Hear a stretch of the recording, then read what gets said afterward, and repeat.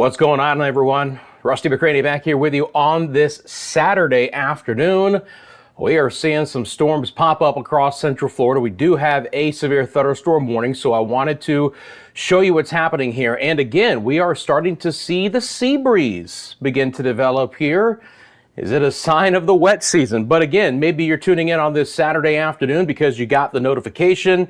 You saw that I'm on live, and that's simply because, again, there is active weather coming through Central Florida. So let's start off with our severe thunderstorm warning. And basically, we have added a second one to this just as I have come on here on the Central Florida Weather Live YouTube channel. So I'm going to bring up those warnings and we'll go over them. The first one that was issued is going to be right here, and that is going to be for portions of Lake and the northwest sides of Orange County. So that particular one includes Northwest Seminole, Central Lake, Northwestern Orange. That will go until 4 o'clock, so only for the next 3 minutes. And you can see again counting down. Actually, it's a little bit of around 1 minute here on the old timer. And again, what we could see out of this particular cell are 60-mile-an-hour winds and some inch-sized hail. Certainly, the lightning is beginning to fire up across Central Florida right now. If you've been outside, you've heard those storms.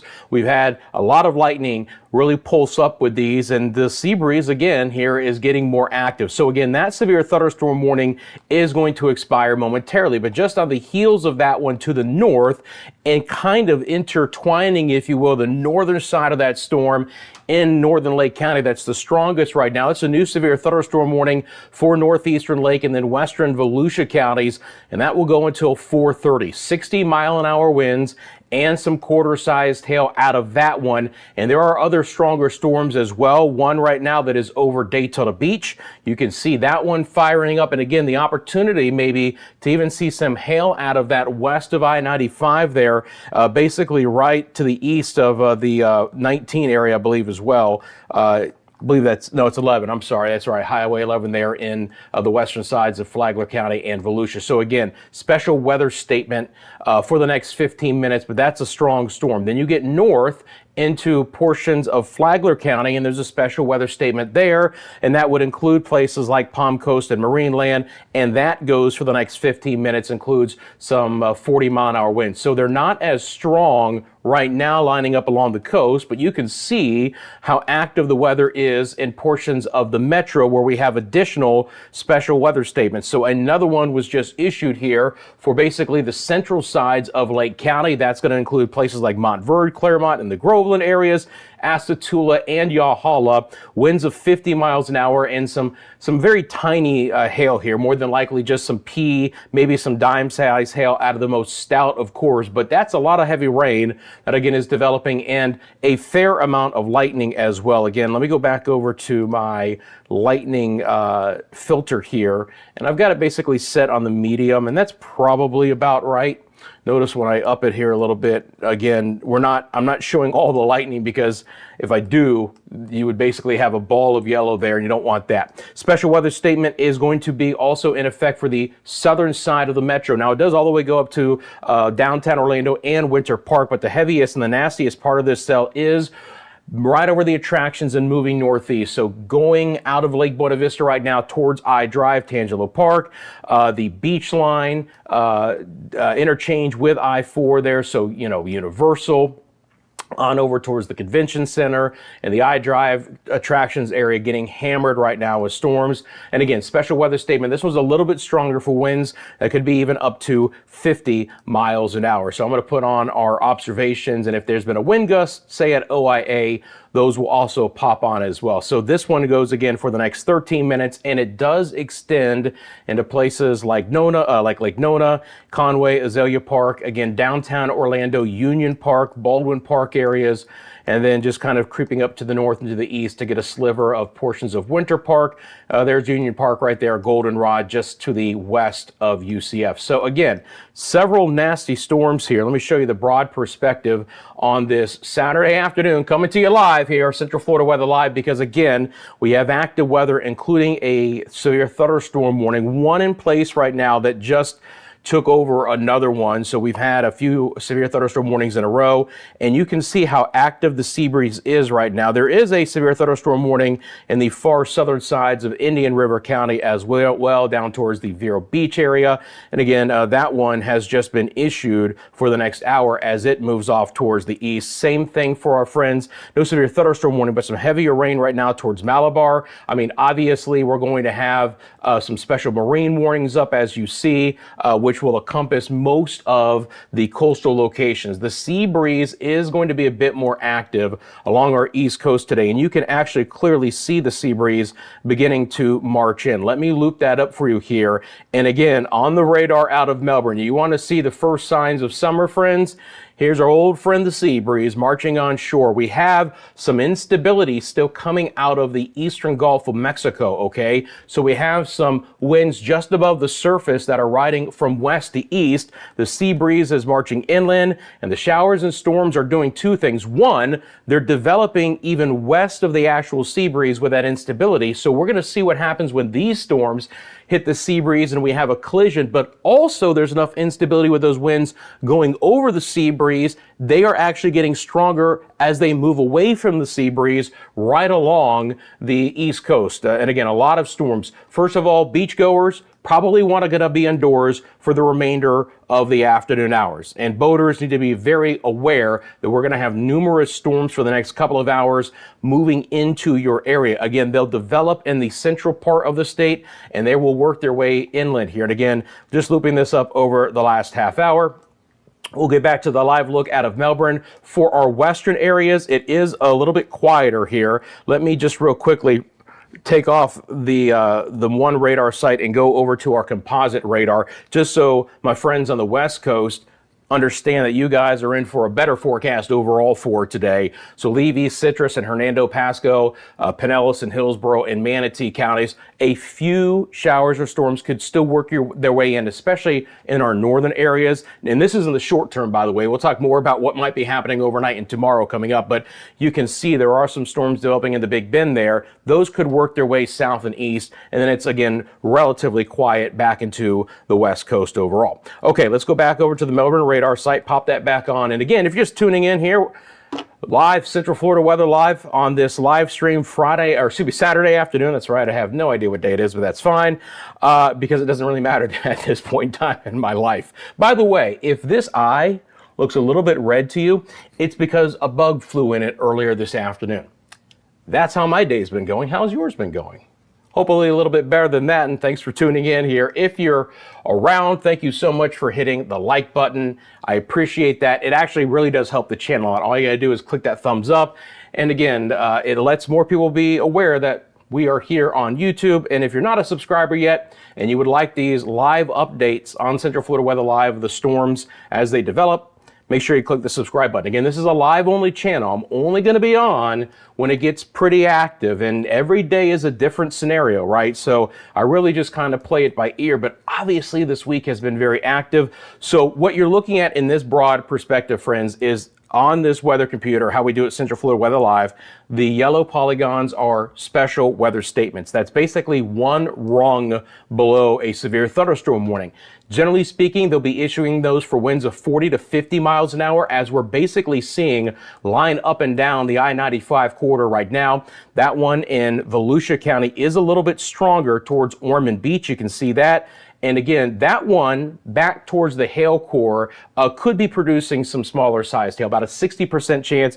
And you can see again, this is from the hail core. So this will be crossing over I-95 in about 34 minutes. Still getting some heavy rain already, but from the opportunity to either see some very, very heavy rain or some small hail across I-95 there, and then trying to stay north of Ormond Beach, at least that hail core as it moves off to the north into the east. But again, there'll be a few areas of, I think, some smaller hail for today. Winds are still going to be the main threat. And again, for this severe thunderstorm warning right now on the northern sides of Lake County, it's going to slip into portions of Volusia and maybe the northern sides of Citadel County as well. Let's track that cell from, again, from the area of concern where it first started here. So let me click that on and we should get some times of arrival. And again, we have Umatilla at about 30 minutes, Astor much longer than that if it holds together. These storms are moving a little bit slower than yesterday's. They're moving right now generally to the northeast at around 25. I have seen a couple of reports where the winds have been up to 35 miles an hour forward speed movement.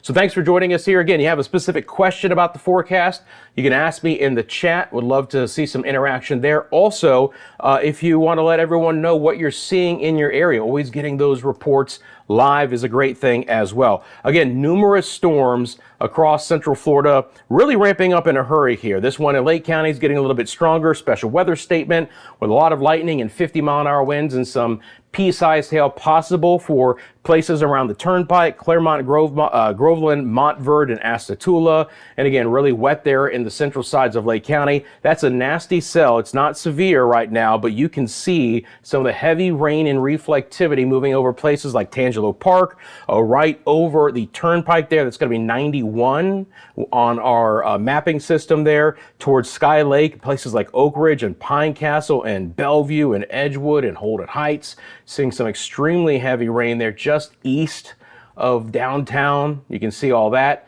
My friends towards Conway and Belle Isle. Pretty nasty storm over towards the airport as well. Again, more than likely, there's the airport. It's going to be snarling some air traffic around the area with the heavy rain and lightning in play. Now, again, this particular cell doesn't have as much lightning. You look at the top-hand side of your screen, 2 lightning strikes over the last 15 minutes. But again, this is a pretty nasty storm. What I really want to do now, I think, is let's track that. And I'm going to do a manual track on this particular cell to the north and to the east because I want to start it from where I kind of think is the main area of the heaviest rain. So let's start here, and we're going to go down like this towards Narcoossee, and then we're going to go out. And again, forward speed, we'll average it around 30 miles an hour. So let me get out to about where we're at 30 miles an hour, and there you go. So you're going to get some of the times of arrival for this cell with a special weather statement, including the University Park, obviously UCF area, at about 20 minutes, Buffalo 24, Chuliota 27, if it holds together, might slip into the northern sides of Brevard County, Mims, at about 56 minutes. But again, additional storms will more than likely develop ahead of that as well. It is going to be a very active afternoon across Central Florida. More than likely, you saw the notification that I'm on and you jumped on because you wanted to get an idea, because more than likely you're seeing at least some dark skies, if not some storms. Once again, at this point in time, we have 1 severe thunderstorm warning, and you can see what's happening there in the northern sides of Lake County. There is Astor, there is the Umatilla area, so it's a little bit in a rural spot, which is great news, moving through and east of US 19. Now, down the road, maybe DeLeon Springs, potentially Astor, maybe Pearson, depending on how this core progresses, could be in line for a nasty storm, but maybe even some smaller sized hail as well. Again, I'll switch over to the velocity product, and always keeping an eye on if there's any spin whatsoever across any of these. At this point in time, that does not look to be a big threat. We could see some strong winds though, 40, 50 mile an hour winds, maybe even up to 60 here. You know, we're shooting a pretty high up in the radar, so I don't see anything that concerns me as far as any broad rotation. This is just going to be some more than likely some stronger winds. And as far as the hail goes, we can take a look at the estimated hail size as well. You can see those pop on. Now again, we're relatively high in the atmosphere and those just popped right back off. We probably got a new scan, so let me go out here and see. All right. It looked like it was pinging some hail as a possibility. I'm not still looping, am I? Let me just make sure I'm not. Okay, so I want to make sure that anything I was doing wasn't causing that to pop on. Probability of severe hail, we'll see if that pops up. Doesn't look like there's any probability of severe hail. That's good news. And again, I'll see if the estimated hail size can pop back on, but it might just be because we're in between scans on the live radar. Go back to reflectivity. This is what I'm talking about. This is just a nasty part of that storm right now. And again, it goes for the next 18 minutes, moving off towards the north and to the east. Kathy Sharon says, Winter Garden south of 50 is totally dry. Kathy, I promise you, you are in a few spots where it is dry. Additional storms could develop. But again, look, not everyone is going to get it. Thank you very much, Kathy. I certainly appreciate that. A weather radar just went off for Flagler County, new severe thunderstorm warning. Let's see, or special weather statement. Let's see here. here. Yep, there is a severe thunderstorm warning right there. Thanks, Shane. There it is right there. Just popped on. You can see it, severe thunderstorm warning for the next 33 minutes. I will get you the details on that right now. We've got, let's see here. Probably is so soon it didn't pop up on the website yet. So that's the really interesting thing about it. Weather radios and my computer system will actually pick up these things even before they post them on the website, and I can get all the details. But obviously here you're looking at the southeast side of Flagler County. It looks like they've carved it out where it does not include Volusia right here. It's a very tiny warning, but it's for this cell right here. And again, that is moving off to the northeast on my weather computer at around 50 miles an hour, 70% chance for some hail. We've got it at a ½ inch size, but the Weather Service warning is going to be for an inch in size. And again, severe thunderstorm criteria, winds of 60 miles an hour and or at least inch-sized hail. So obviously it met that criteria and they issued that. Looks like now, have they doubled these? It looks like they doubled them, didn't they? Looks like they just added northern Volusia County. Yeah, that's what they did. So you can see that the Weather Service is doing this in real time just like I am, all right? Where they see this cell that's going to be crossing I-95, and we hope, and I mentioned this one earlier, we hope it stays north of Ormond Beach. But again, like national, what's it called up there? National, if you guys know, in between Flagler and Ormond Beach there, national something. Someone will put it in the chat. It's not on my mapping system right now, so I apologize. But again, the far northern sides of Volusia County there, and again, the far southern sides of Flagler County. Now, it does include Flagler Beach, but right now, Beverly Beach north into Palm Coast, it's special weather statements. But that's a nasty storm over Palm Coast.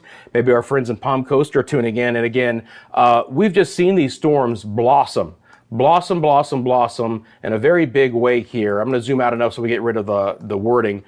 So again, all of the yellows that you see are special weather statements. The reds that you see are going to be your severe thunderstorm warnings. The blues are going to be the special marine warnings. And again, all of these storms lining up across the I-95 corridor, the entire East Coast. Basically, boating is not going to be advised for the remainder of the afternoon hours because of all of this lightning. These storms are getting pretty rowdy out there as well. National Gardens, thanks, Shane. I almost said National Park, but I knew that wasn't it. Yep, US 1 I-95. Like I knew exactly where it was, but because it wasn't on my mapping system right away, I just didn't think about it, which is probably something I can add because I can go in and add those kinds of smaller areas as well. So again, if you're just tuning in, probably it's because the weather has closed in on your Saturday afternoon plans and storms are bound across Central Florida. Again, this is generally the sea breeze interaction. We do have some energy still coming out of the eastern Gulf of Mexico, and there'll be more to talk about what's been happening north of us. But this is actually relatively localized right now. And again, the sea breeze has been marching inland, and all you have to do is look at the loop here out of the Melbourne radar to see our old friend the sea breeze beginning to develop. So again, are we turning the corner to our summer pattern? I think the sea breeze would not be as active today if we didn't have all that energy to our north, but you know, it is getting into late May, guys. We're getting right into that, you know, beginning window here of those sea breeze storms each and every afternoon. They are going to be a little bit more numerous today along the East Coast. They'll develop in the central part of as well, and then our western areas will be at least drier to begin with, although I do expect some storms into the northwest areas. So again, you can see here, I'm going to zoom out just a little bit farther and then we'll zoom back in. It's pretty covered up right now. Obviously the lightning is very intense. So let's get into where we have our warnings first. So let me make sure we're off of the loop and we're back to our live radar, and we are. So let's go back up to this northern one, and I hopefully by now they have the new information for me to talk about. Yeah, here we go. So severe thunderstorm warning is going to go until 4:30. That's for that one. Hang on, let me get to this one here.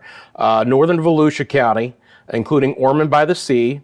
It goes until 4:30, 60 and quarters, as we mentioned here.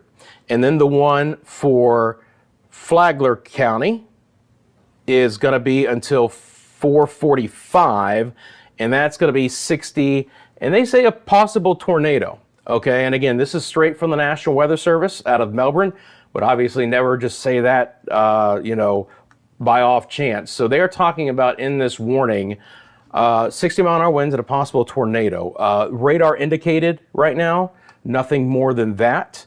Let's go over to our reflectivity, or our velocity here, and take a look at it. There certainly is a little bit of tightness right there. Do we have rotation coming out of that? It is not picking it up. Let me click on it and see what it says.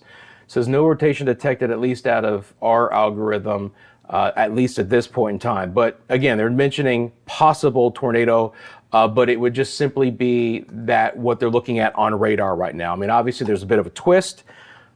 As a matter of fact here, just because I'm going to switch over to the Jacksonville radar real fast. I'm going to take a look and see what that radar is showing in that storm.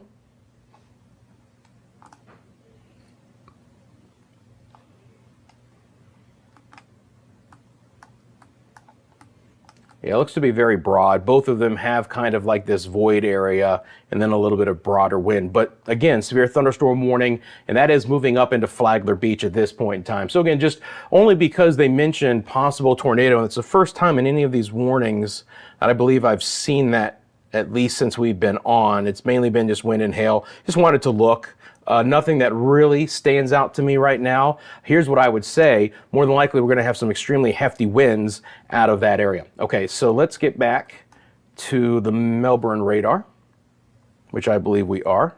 Excellent. All righty. I'm going to just reset that again real quick.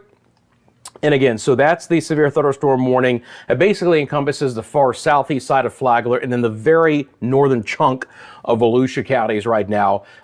Wind and hail. Watch out for anything else. Keep an eye out. Obviously, friends, if you have your weather radios on there, you'll get an idea. Still think this is going to be a pretty nasty storm heading towards De Leon Springs. We've got a lot of high reflectivity. We've got a lot of lightning in that core. In the last few days, when I've seen that lightning be very concentrated within these storms, there's at least been a little bit of small hail. So let's keep an eye on that. Maybe it shoots the gap right between Astor and De Leon Springs, but regardless, both communities are going to see this storm move into your area. That particular cell, and I know the Weather Service did an update on this one as well.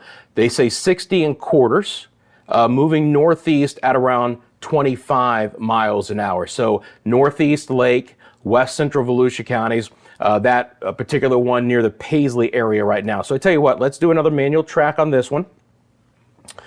And we'll go right from where it's beginning to rain a little bit heavier, and we'll move it northeast at around 25. So it looks like these storms might be coming back into where we already have a severe thunderstorm warning. So there's De Leon Springs at about 19 minutes. Now it's already raining in De Leon Springs, but when we really start to see it pick up a bit, and about the timing if this core were to try and pass through either city as well. And again, as I mentioned, if it holds together, kind of moves through some rural areas in northern Volusia County, but might tag Ormond Beach in about an hour, but that's yet to be seen. Pretty far away as far as that goes. Still watching a nasty severe special weather statement, in the metro Orlando area.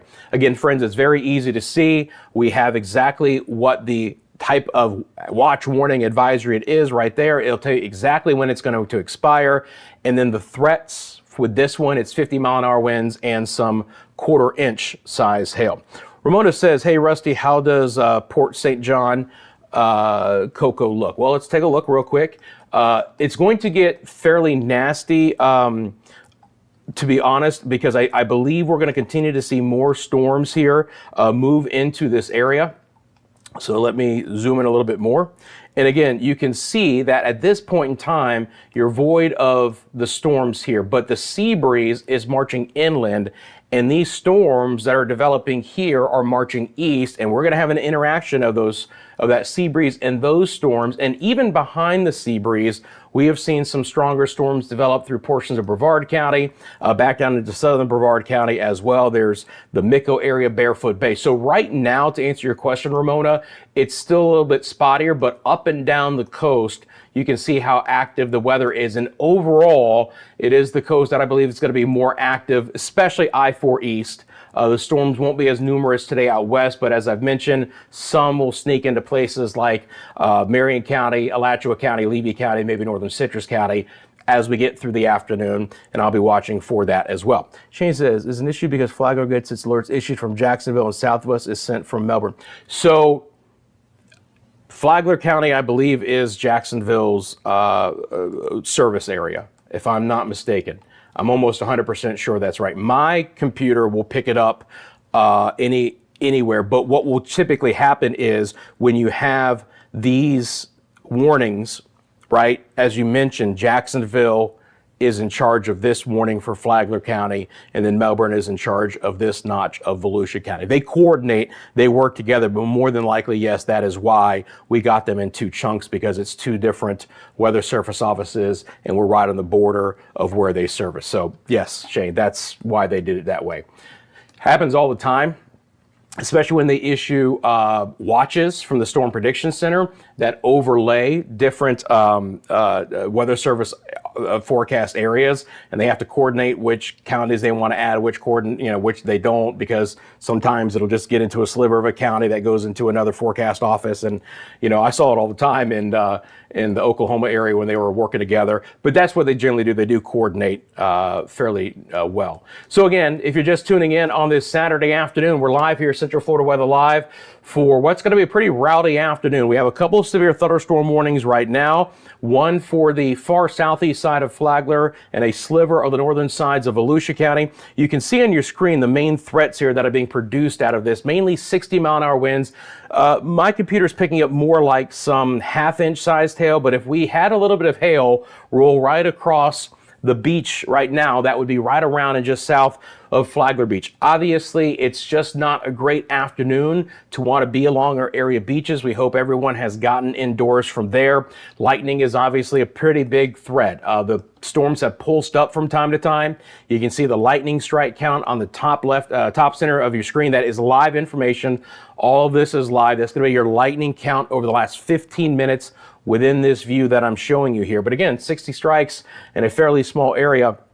These are pretty active storms, and you just don't want to be caught without cover. You just don't want to be at the beaches. You don't want to be in coastal areas as well on your boat. I mean, you can see that how nasty these storms have blown up once they've gotten offshore as well, and they're already pretty bad right now. New special weather statement for Gainesville. I'll be watching those storms coming out of the north and west, and as they get a little bit closer to Central Florida, I'll be monitoring those. Our storm is relaxing a little bit in Lake County. That's good news.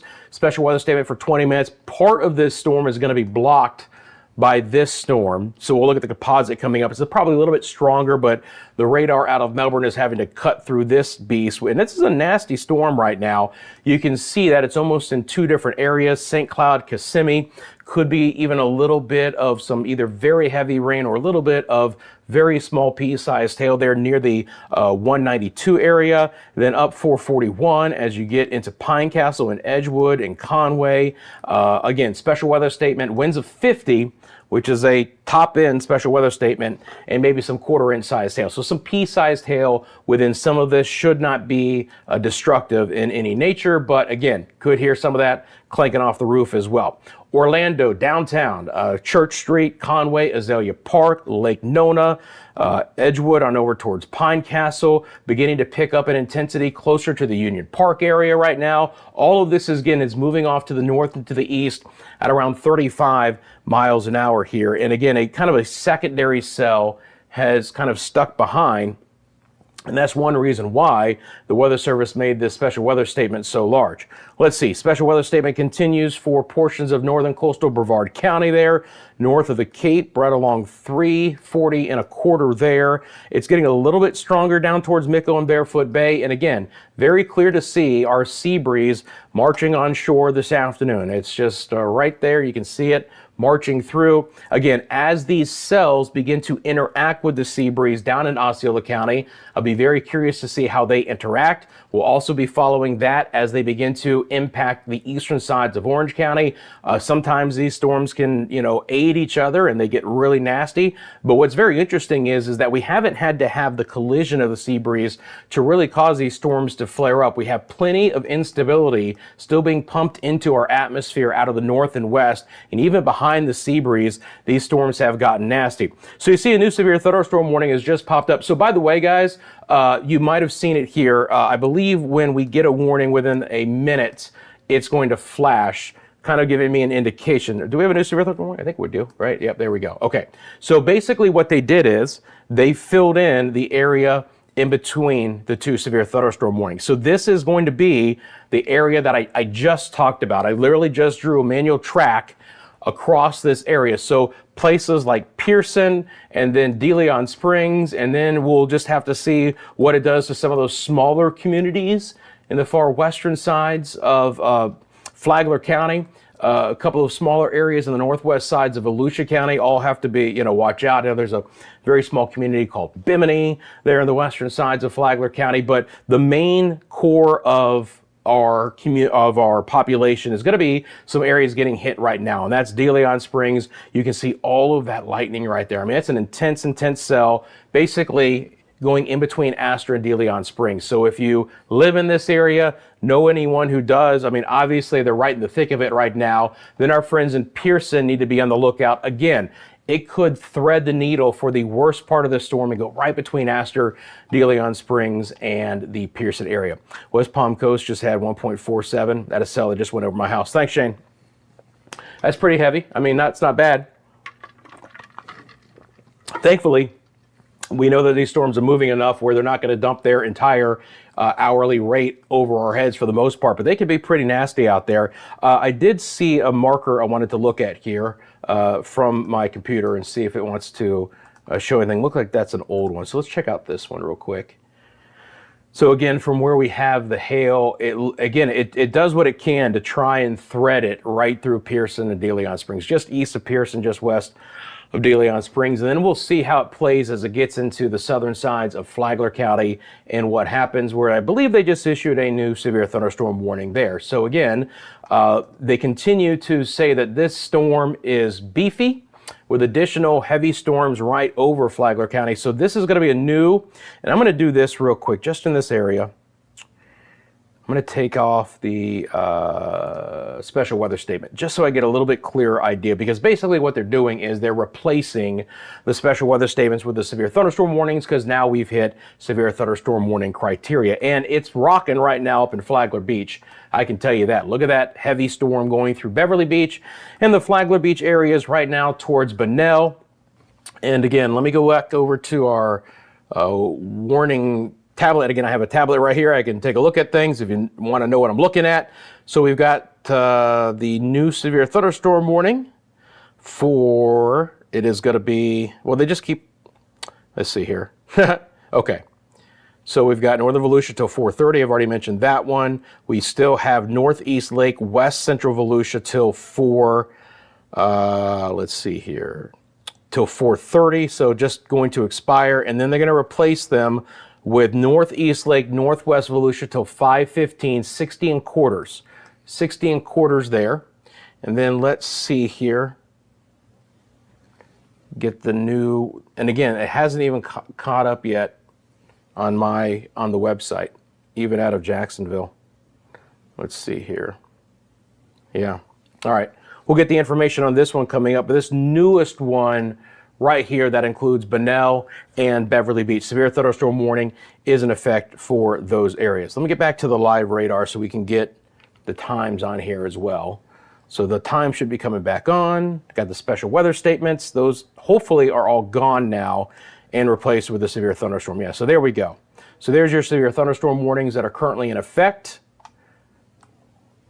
And again, inch-sized hail up there. So that's one of the main concerns for the southern sides and getting in close to the central sides of coastal Flagler County, especially Palm Coast and Beverly Beach. Those are the areas that I would be most concerned about. Again, we have a pretty nasty cell that's moving through Flagler Beach right now. So the one that's impacting Flagler Beach has maybe some winds of up to 40 or 50 miles an hour, 60% chance for hail, half-inch size as it moves off racing northeast at about 40 miles an hour. And again, this is another really nasty storm, northern sides of Lake County. Let's zoom out, take a look at a couple of other things here.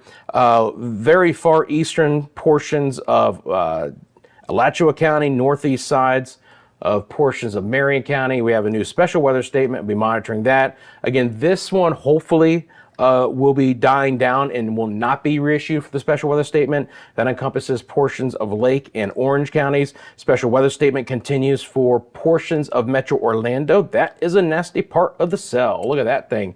Just to the east there, the 417, trying to kind of sneak up towards Dean Road as you get back over towards the 408. So again, you live in this area just east of the 417. Got to keep an eye out for things there. Going to be pretty nasty, and it is a relatively populated area. I mean, obviously you can see there that we have all of the streets out there. So if you know the eastern sides of Orlando, and I actually did live near UCF for about 3 years, again, Dean Road South, it can get fairly populated there, and then just to the north of the beach line. So again, it's a relatively nasty storm. I'm going to take a look here real quick. Let's take a look at the hail potential out of this one. I'm going to bring that up while I want to look at something real fast. No, I don't want to buy anything right now. Here we go. And again, guys, if you're just tuning in, thank you for hitting the like button. You want to let me know what's happening in your area like some of you have already done. I absolutely appreciate it.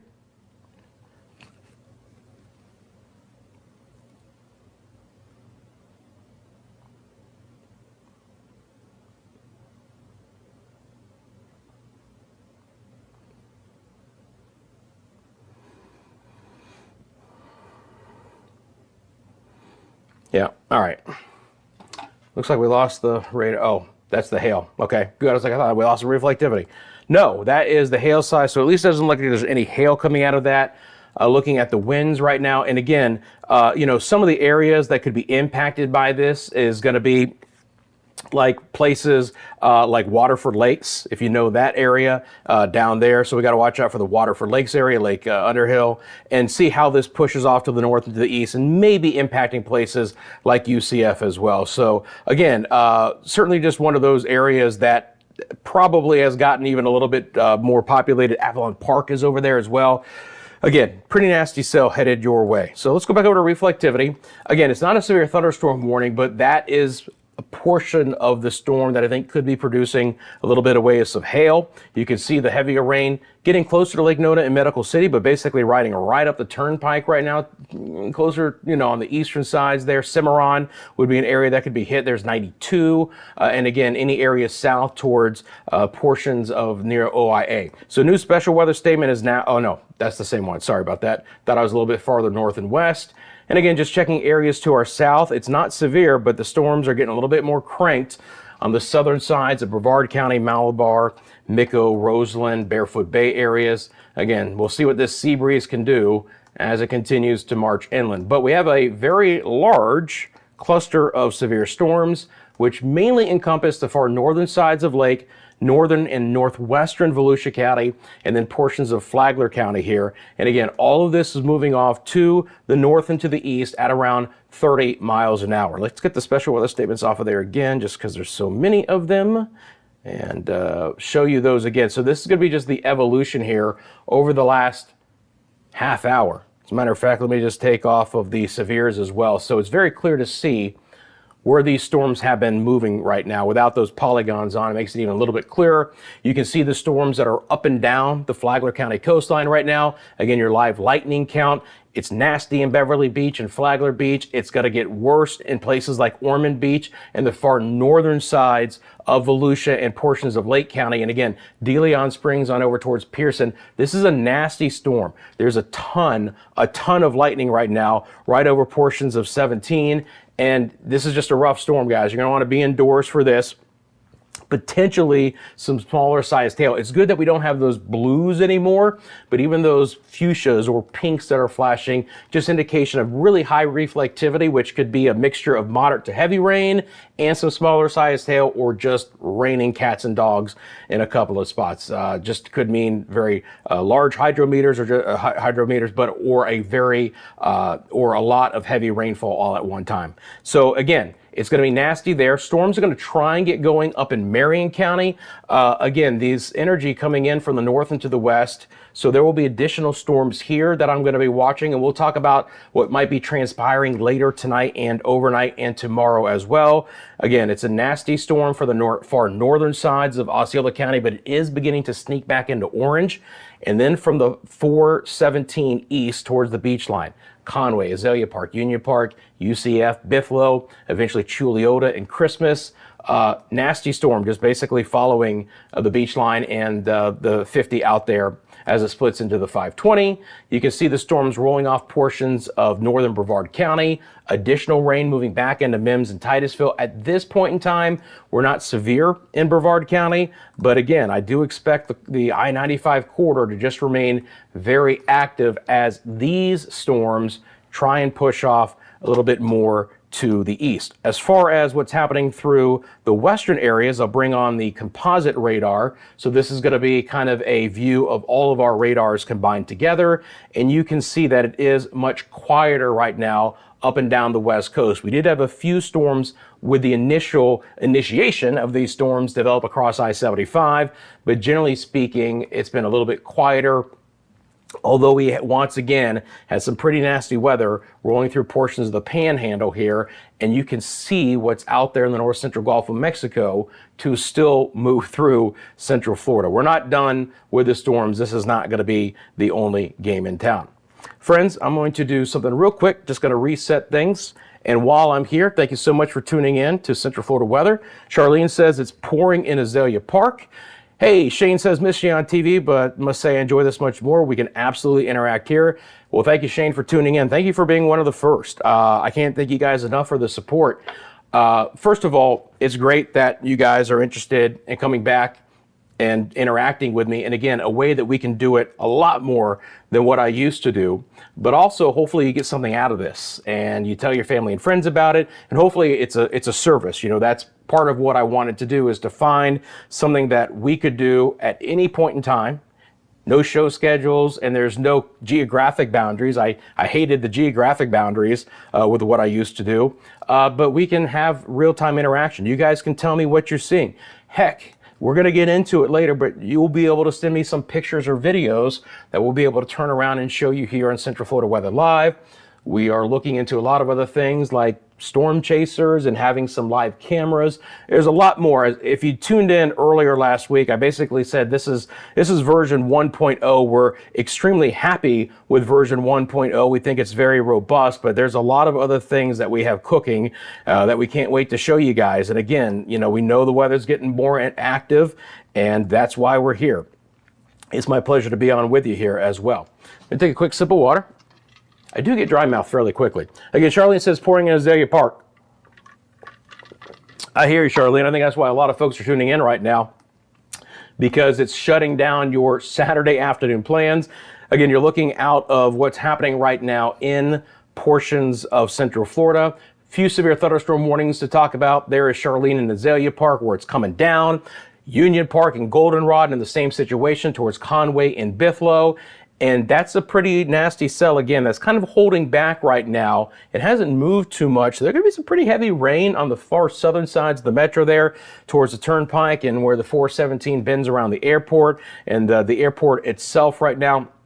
Again, the opportunity for some pretty heavy rain in that area could be snarling air traffic as well. all of this is trying to move off towards the east as the sea breeze marches inland. And yes, these are sea breeze storms. Now, they're being aided by a lot of energy in the atmosphere to our north, but we are seeing kind of a more localized initiation than what we have at any point in time in the season so far. I'm gonna take myself off camera just real quickly here. In the season so far. So again, we have to really keep an eye out on what's happening with these storms and how they're going to be basically playing out for the remainder of the afternoon hours. I do expect them to continue to pulse up from time to time. I do expect them to continue to still stay pretty active as well. So we just have to be really vigilant as far as those storms go and what the situation is, going to continue to be, because there certainly is the opportunity that these storms could flare back up and be severe. I mean, it's not out of the question. So again, how that plays out, we're just going to have to kind of wait and see. But the storms are pretty numerous in nature right now, and they do extend all the way back down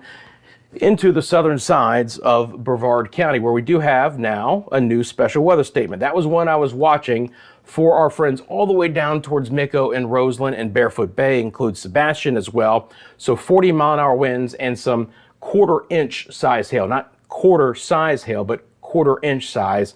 So basically we're looking at P and, if one gets a little bit rowdier, maybe some dime-sized hail.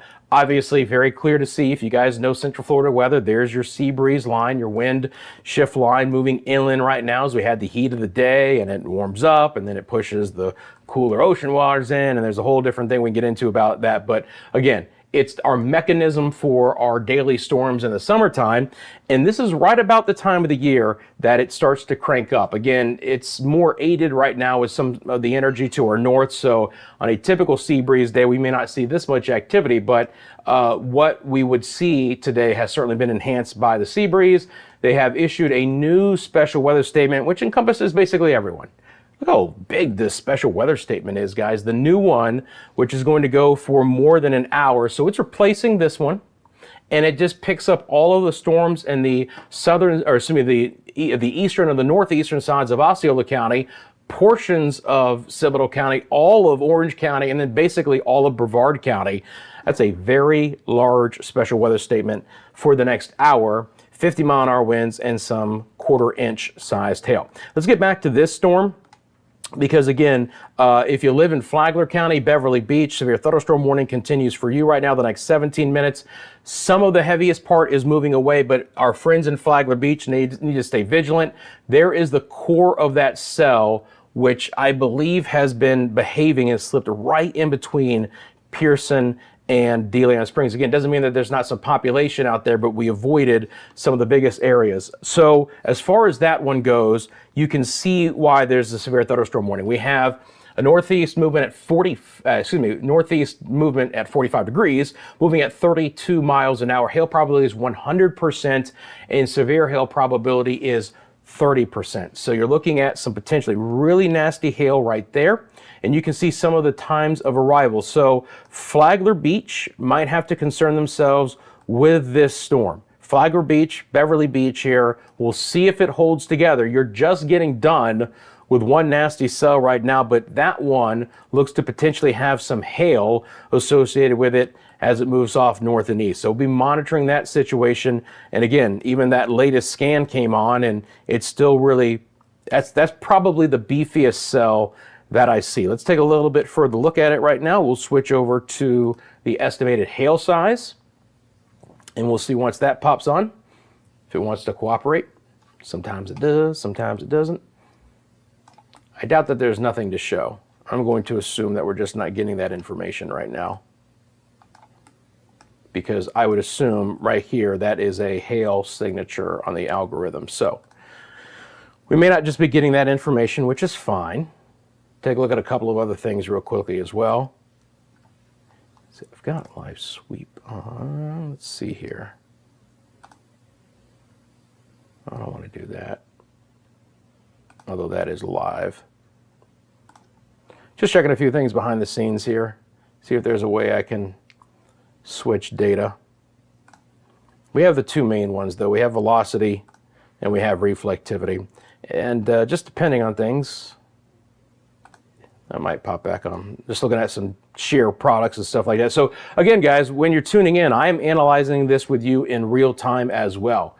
I mean, being a live channel, I'm just sitting here and we're going through these storms. And again, this system is extremely sophisticated. First of all, it's very visually easy for you guys, I believe, because you can see again the warnings that we're looking at. You can see your live lightning strikes. You can see the time on your screen. And I can simply roll over this and we can look together and see what these particular cells are causing, certain movements as well. So again, on the leading edge of this now, and this is a new update, we've got Flagler Beach in 20 minutes, Beverly Beach in 22. If you know anyone who lives in those areas, first of all, they're just emerging from a nasty storm, but this one's worse. If it holds together, it will move across I-95 as well. And again, you can see that that severe thunderstorm warning goes for the next 28 minutes, and it would be moving offshore right about that time. But that's a nasty cell that'll be moving through Flagler County over the next 20 to 25 minutes. More special weather statements are beginning to fire to the north and to the west there. There's the southern sides of Marion County, the northern sides of Marion County, southern sides of Alachua County. Special weather statement for Reddick. As anticipated, the cell in Lake County has weakened, so there's no longer a special weather statement there. And then you have the mother of all mother special weather statements, an extremely large one that encompasses, honestly, numerous different cells, but they're all close to severe thunderstorm criteria.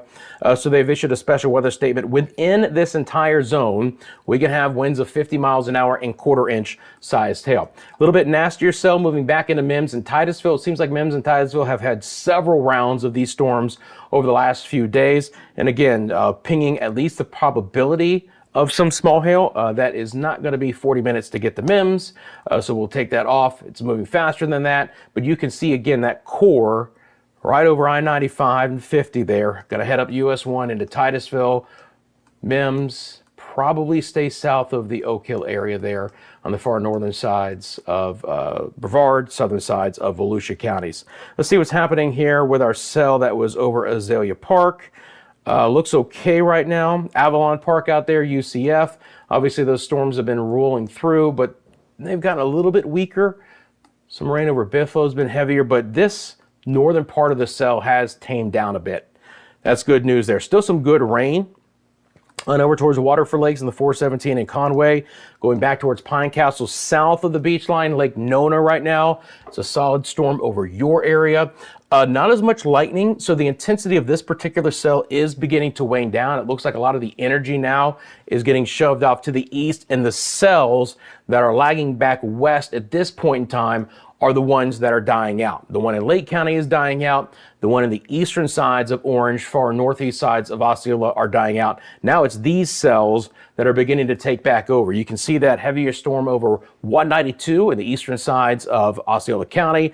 Storm just to the west there of places like Satellite Beach, Indian Harbor, still again, relatively rural locations there. You're north of June Park, you're west of I-95. We'll monitor that. And again, the movement of these storms are going to be a little bit more erratic because the sea breeze is marching through as we speak. They're still generally moving north and east, but they can slow down a little bit with that interaction. And then once they pass east of the sea breeze, they could pick up in some forward speed. So generally speaking, these storms will continue to track and get more numerous along the I-95 corridor there along our east coast. And again, clear to see our localized sea breeze coming into play for today, being part of the action here, which is why I'm live. Central Florida Weather Live at 4:48. Shane says reports of power outages in Flagler Beach with the storm that just went through. Thanks, Shane. Not extremely shocking. That was a pretty rowdy storm. And obviously, when you're talking about winds of 60 miles an hour, that can cause some power problems. Obviously, it's very area dependent with communities and above ground and below ground utilities and whatnot. But with those kinds of winds, it can cause some outages from time to time. Now, they also have to worry about what's happening with this cell. Hopefully, it stays just to the south and moves east of Bunnell, but Bunnell will be monitoring your situation. And again, it's another kind of 1-2 punch there for Flagler and Beverly Beaches that is on the way. New severe or that they just extended that, I guess. That was part of this cell. Really, it's encompassing just that part there to get south and west, no longer an issue. But obviously, the weather is going to close in again for places like Daytona Beach, Holly Hill, Ormond Beach towards LPGA Boulevard, and then up I-95, US 1 and A1A, northern Volusia County. Again, severe thunderstorm warning there, 60-mile-an-hour winds, and some inch-sized hail. Going to go back over and see if there's any new information that I want to pass along to you guys, but I believe we're all caught up in what's been happening here. Sometimes the Weather Service will give us a few updates just to make sure that I'm on top of that. I always like to check in with them from time to time, as if I've been going for a while here. The other thing about it is that one cell in southeast Flagler had a note of tornado possible. I don't see that with any of the currents, and I haven't seen a lot of rotation, which is good news. But 60 and quarter-inch size hail. So again, some of the areas from the National Weather Service, again, southern part of this one is going to be Daytona Beach, Port Orange, Ormond Beach, South Daytona, Holly Hill. The areas I just mentioned. Up north, you're looking at Palm Coast, Flagler Beach, Bunnell, and Beverly Beach is the areas that I mentioned. The north part of this in Flagler County right now looks to be stronger. Still could get some pretty nasty weather. Ormond Beach, it looks a little bit more tame. Holly Hill, Daytona Beach, and south. Again, get indoors if you are on the beach. I hope you found some shelter if you've been a boater today. Special marine warnings continue. And again, part of this channel is maybe you know some friends who have no idea that this channel exists, and maybe they don't have access to information. Again, part of this is we all have smartphones. We can jump on our phone and we can look at things, but you don't have my expertise and a live meteorologist on here in real time and with the interaction, okay? And that's kind of the beauty of this channel and what I really want to emphasize. So even if someone has an app and they're outdoors, but you're watching me and I'm saying something in real time, or you've asked a specific question, you can let them know, hey, by the way, this is what's really coming your way, because you're not a meteorologist. I don't expect you to understand everything going on with that, app. And again, having real-time interpretation with these kinds of storms is always important as well. So again, that's part of the other service I want to pass along, is just letting other folks know about it. If you know that someone's at the attractions today and they may not be paying attention because they want to ride the latest Goofy ride, I get it. Give them a call, give them a text, let them know, hey, by the way, we got some nasty weather going. So you can be a voice, if you will, to some folks who may not otherwise know what's happening weather-wise on a certain afternoon.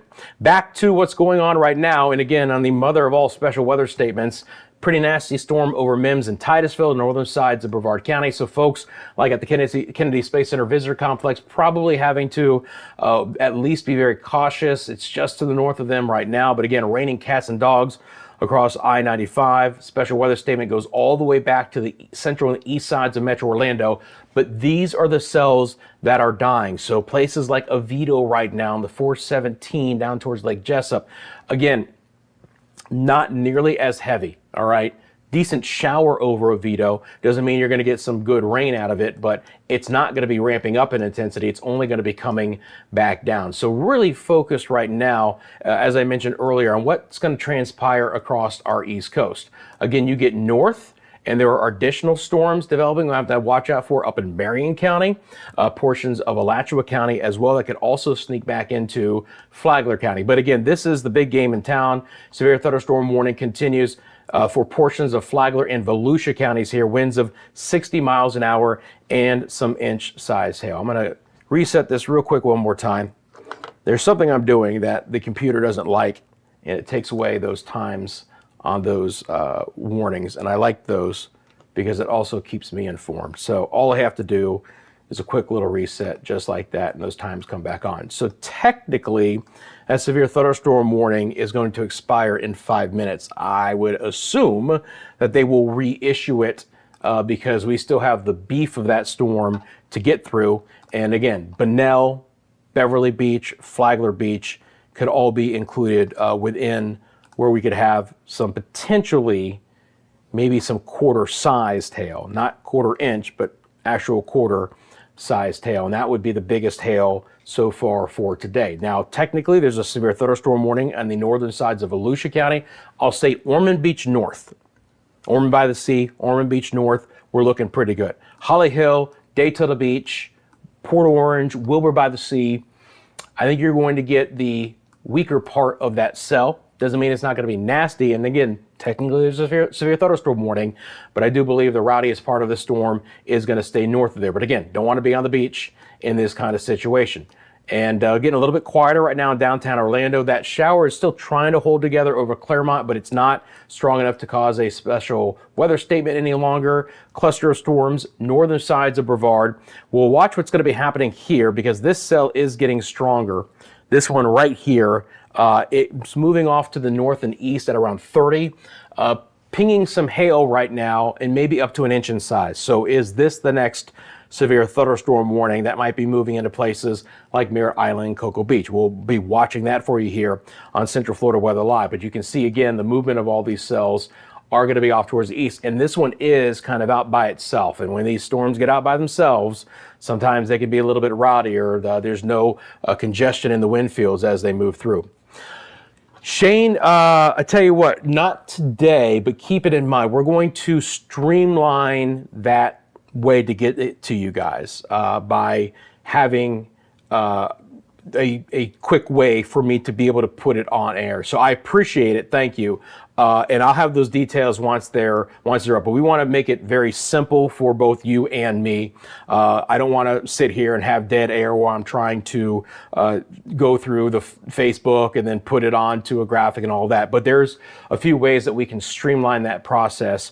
And that's what I'll be working for here. And I'll let you know when we can do that. But I appreciate it as well.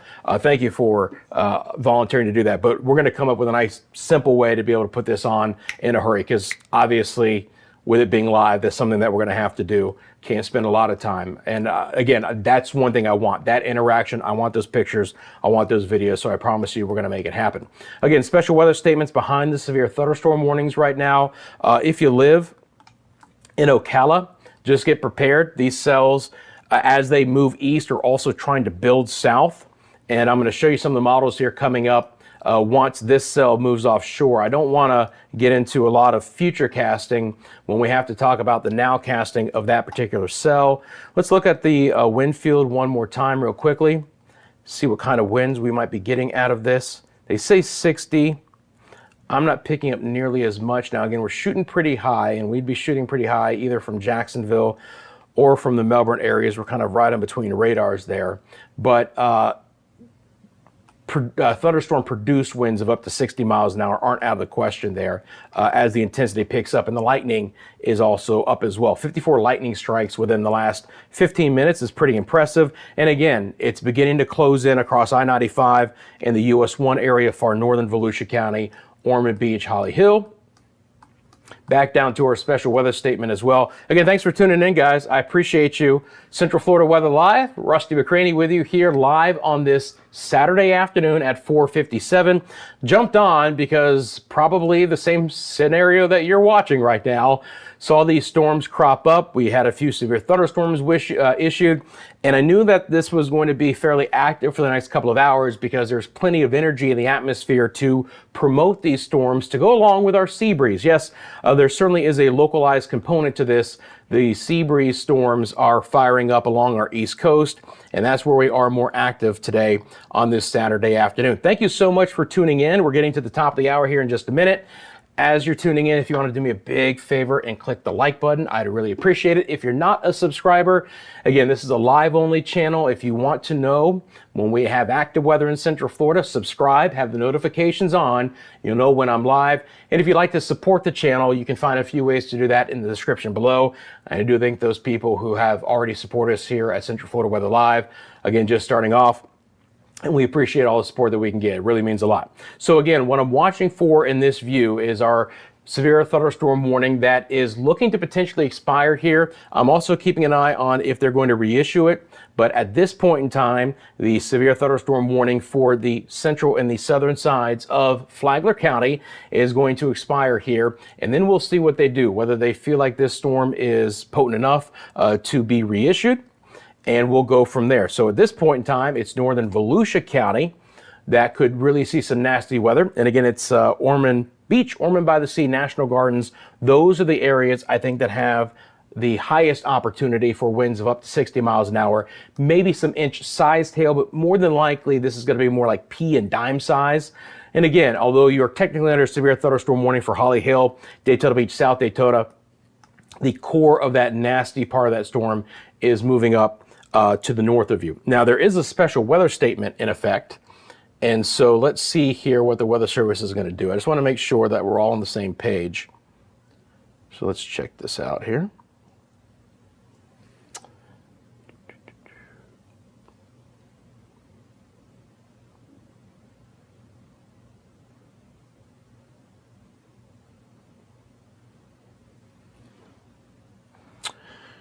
Yes, so that's what they've done.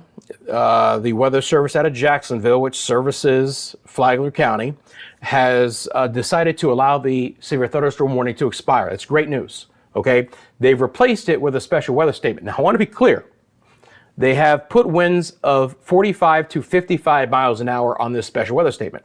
You got to have 60 for a severe thunderstorm warning. So it's not as if we're really much below a severe thunderstorm criteria. I mean, this is about as high as you can get of a storm as far as intensity without actually having a severe thunderstorm warning. That being said, if I live in Bunnell, if I live in Flagler Beach, if I live in Beverly Beach, I'm getting prepared for a really raucous storm to be moving through. That could be producing goalie washer, frog strangler kind of rains, some small sized hail, maybe even up to half-inch size hail, and winds potentially up to 55 miles an hour. Now, the severe thunderstorm warning for winds of 60 is going to be for the northern sides of Volusia County. And there is a nice little core there, right there that you can see it. That's going to be moving into Volusia County. Back at it right now, you can see that. And again, some of the times of arrival here, basically moving across US 1 in about 10 minutes, and then towards A1A in about 14. So Ormond Beach, Ormond by the Sea, close enough. Same thing for National Gardens. We'll go down off towards our south, where our special weather statement continues, and the storms have really clustered up in the northern sides of Brevard County, Mims and Titusville, and Cape Canaveral, and all of Merritt Island. You see the 405 there, just very, very heavy rain. Banana River, it's getting pretty rough down there. Sharps towards the Cape and Rockledge, kind of in a void right now. It picks back up in intensity towards Merritt Island and Palm Shores and Satellite and Indian Harbor beaches there, and then up US 1. Just a nasty cell. Merritt Island southern sides could be impacted by that one. Take a look at that. Headed towards Cocoa Beach at about 35 minutes as it moves northeast. A little bit slower on these, by the way, right around 20 miles an hour for the most part. So these storms in Brevard County are a little bit slower. And this is the one that I'm very curious about because this has really picked up. Not a lot of lightning as of yet, but look at the rain it is producing right now just north of 192, just to the west of I-95. That's a beefy storm. We'll see if it holds together, because if it does, that's not great for I-95. I mean, it's already raining heavily enough in a couple of spots there, just north of Palm Shores. But again, it could get a lot worse just north of the Melbourne area, and then farther off towards the south, June Park and Malabar, on over towards Mico and Sebastian, where we have our special weather statement for the next 11 minutes. So Mico, Barefoot Bay, we'll continue to see the opportunity for some stronger storms. Let me get back over to the chat. Terry says, hi, Rusty. Thanks for doing this. Heading to the airport for Oviedo and airport ground stops. I don't know, to be honest. I don't have the airport data up right now. Heading to airport from Oviedo. By the way, are you going to MCO or are you going to Sanford's airport? Because that makes a difference as well. So let me know, Terry, and we can take a look.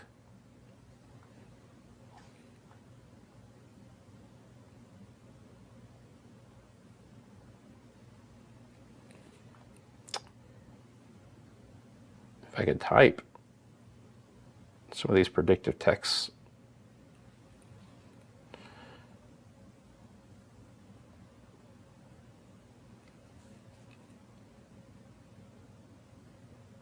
Talking about delays out of Charlotte. You know, I mean, it wasn't a horrible storm that went through that area.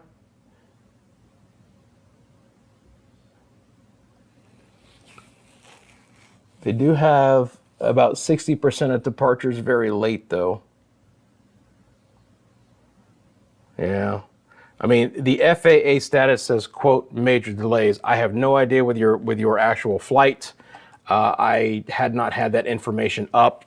It wasn't a horrible storm, but you got to remember, too, a fair amount of the southeast that has some nasty weather as well. So, you know, inbound, outbound flights are all being affected, not just by our storms, but what's happening across portions of the southeast as well. Yeah, MCO.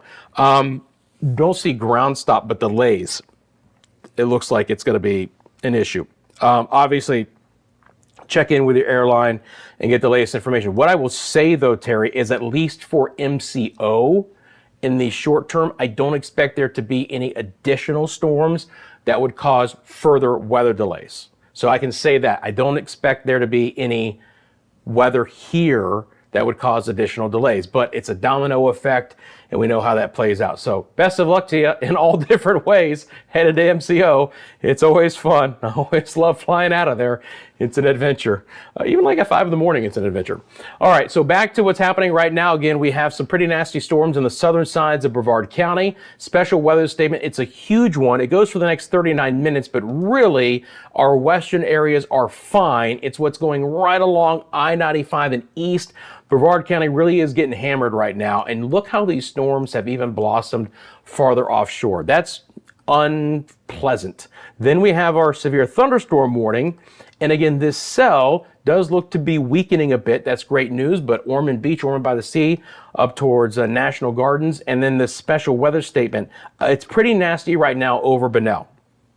Again, looking at reflectivity, looking at winds, heavy rain, potentially some smaller sized hail. That is not right. There we go. Potentially some smaller sized hail. Just whatever core is out of that storm is right over Bunnell. Now on the leading edge of it, we're still pinging half-inch sized hail. And again, it will go back to the latest scan. Half-inch sized hail and some 50% chance. Now that is way lower than what it was. So that's fantastic news. Still could be some pea hail for Bunnell. And again, this is moving up north and east. Now that is from where we had the potential hail, but for, I'm gonna do a manual storm track here on this one. But for the leading edge, I gotta get out a little bit here just because, oh, sorry about that, guys. Gotta get out a little bit here because I gotta be able to draw my line out. And it's moving northeast at 45, so it's hauling. So let's take a look at that real quick. And I'm going to put it up here because I still think Palm Coast could get some of that nasty weather. Again, we got to get out 45 miles an hour. I'm not sure I could do that. Let's try about, let's see here. I could do this. Let me do it one more time, guys. You can see what I have to do, though. It's so big.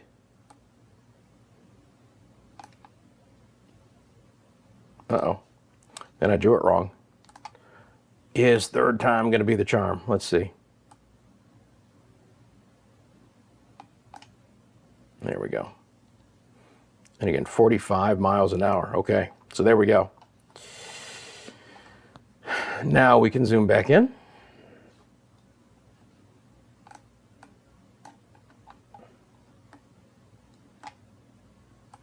All right, so here you go. Palm Coast, 10 minutes, Beverly Beach at 9. That's all I wanted to get out of that. But again, when you're moving at 45 miles an hour, you're hauling and it's heading towards Bunnell. And again, this will all count down for you in real time. You can see that. And again, within the actual polygon that I drew, I can zoom in and we can look at this. So for Palm Coast, the southern side of Palm Coast, that cell is moving in 9 minutes and 38 seconds at 5:18. So again, within this weather computer radar system that I have, we can literally get down to the seconds if we want to. It counts down the severe thunderstorm warning expirations to the 10th of a second, which I think is ridiculous and I love it all at the same time. But again, I-95 just to the west of Palm Coast in about 9 minutes and 24 seconds. And really that cell's slightly elongated ahead of it. So let's say 9 minutes in Palm Coast and about 8 minutes for Beverly Beach. I just wanted to see if there's a difference. If the northern side of that, a little bit over 10 minutes. So not much of a time difference, but coastal sides of Flagler County going to get hit pretty hard. Back over to the broad view here. Let me clear that off real quick. Perfect. Let's take a look at things, guys. We're going to analyze this together. So all the blue, special marine warnings. You can see all those storms offshore. The cells that were in Seminole, Orange, and Osceola counties are now basically all into Brevard. And this is exactly playing out as I expected, honestly, because I expected all of this activity to head towards the East Coast. And with the interaction of the sea breeze, it keeps them going and keeps them more intense. And then we have this special weather statement for Flagler County, and our last severe thunderstorm warning right now for the next 4 minutes. Special weather statement goes for the northern sides of Marion County, including the Reddick area, for the next 4 minutes. And if this severe thunderstorm warning expires, and it's the only one we have, I'll get into some of the model data for the rest of the weekend. Because more than likely, this is not going to be the only time that we're going to have some storms, and more than likely not the only time I'll be popping on. You're welcome, Terry. Again, best of luck there. Thanks for tuning in, guys. Central Florida Weather Live, great to see you on this Saturday afternoon live here at 510.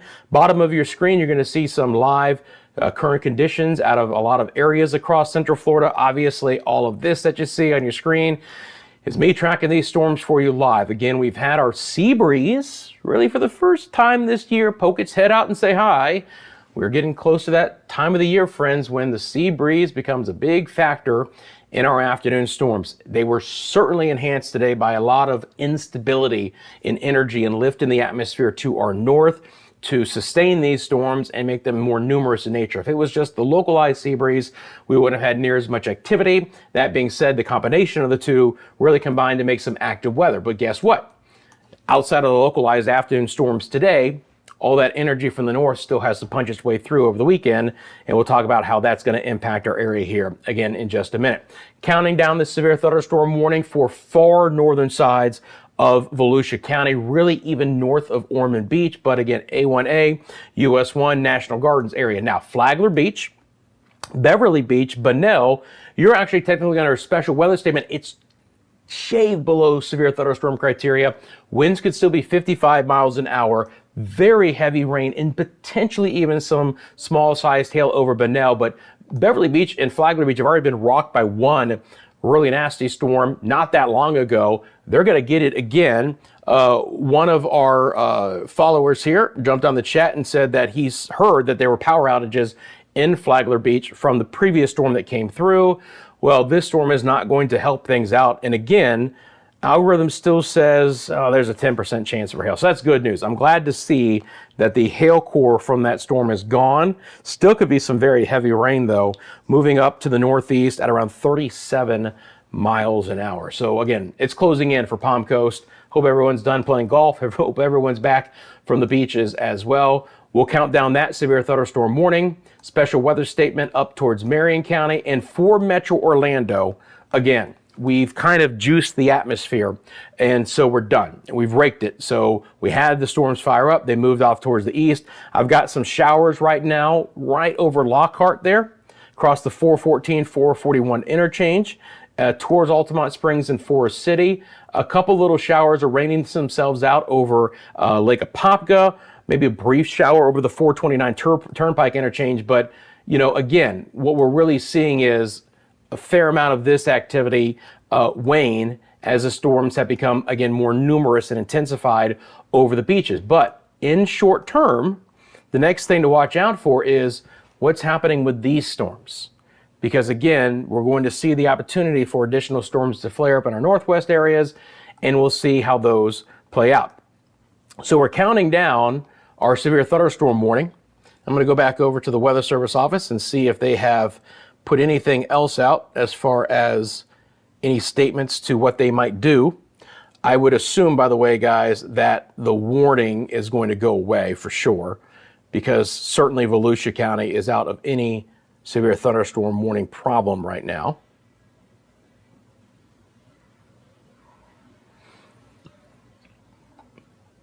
Till 5:15. Okay, just wanted to double check we were on the right time.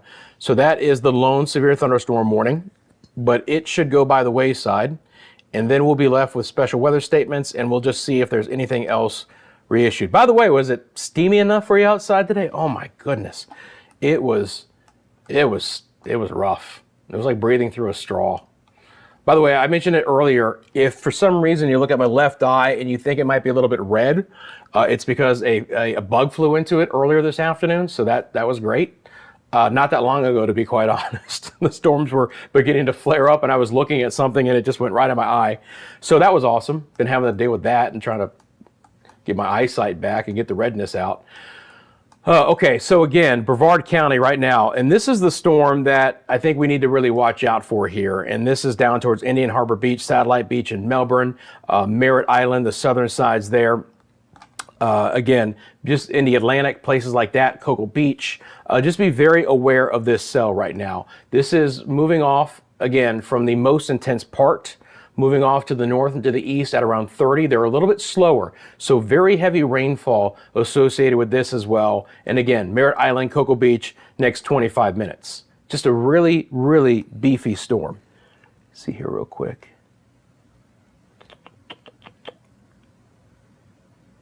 Just wanted to take a look at a couple things on the radar side here. Okay. Just want to make sure nothing was a little bit crazier, but it's not. Everything's fine.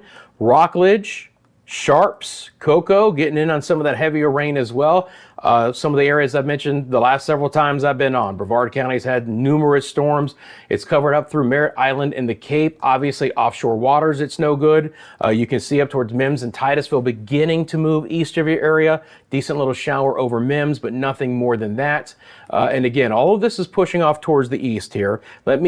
And special marine warnings in effect as well. But let me do a few things here real quick. Let me go to the composite radar. It's going to let me loop things up a little bit longer in time. I'm going to go back a few hours. I'm going to click that on. And that will loop up here in just 1 second for us here. So this would be the composite over the last 4 hours. I'm going to take myself off camera real quick so you guys get an idea of how these storms developed as we went through the day. And again, they really developed over portions of excuse me real quick.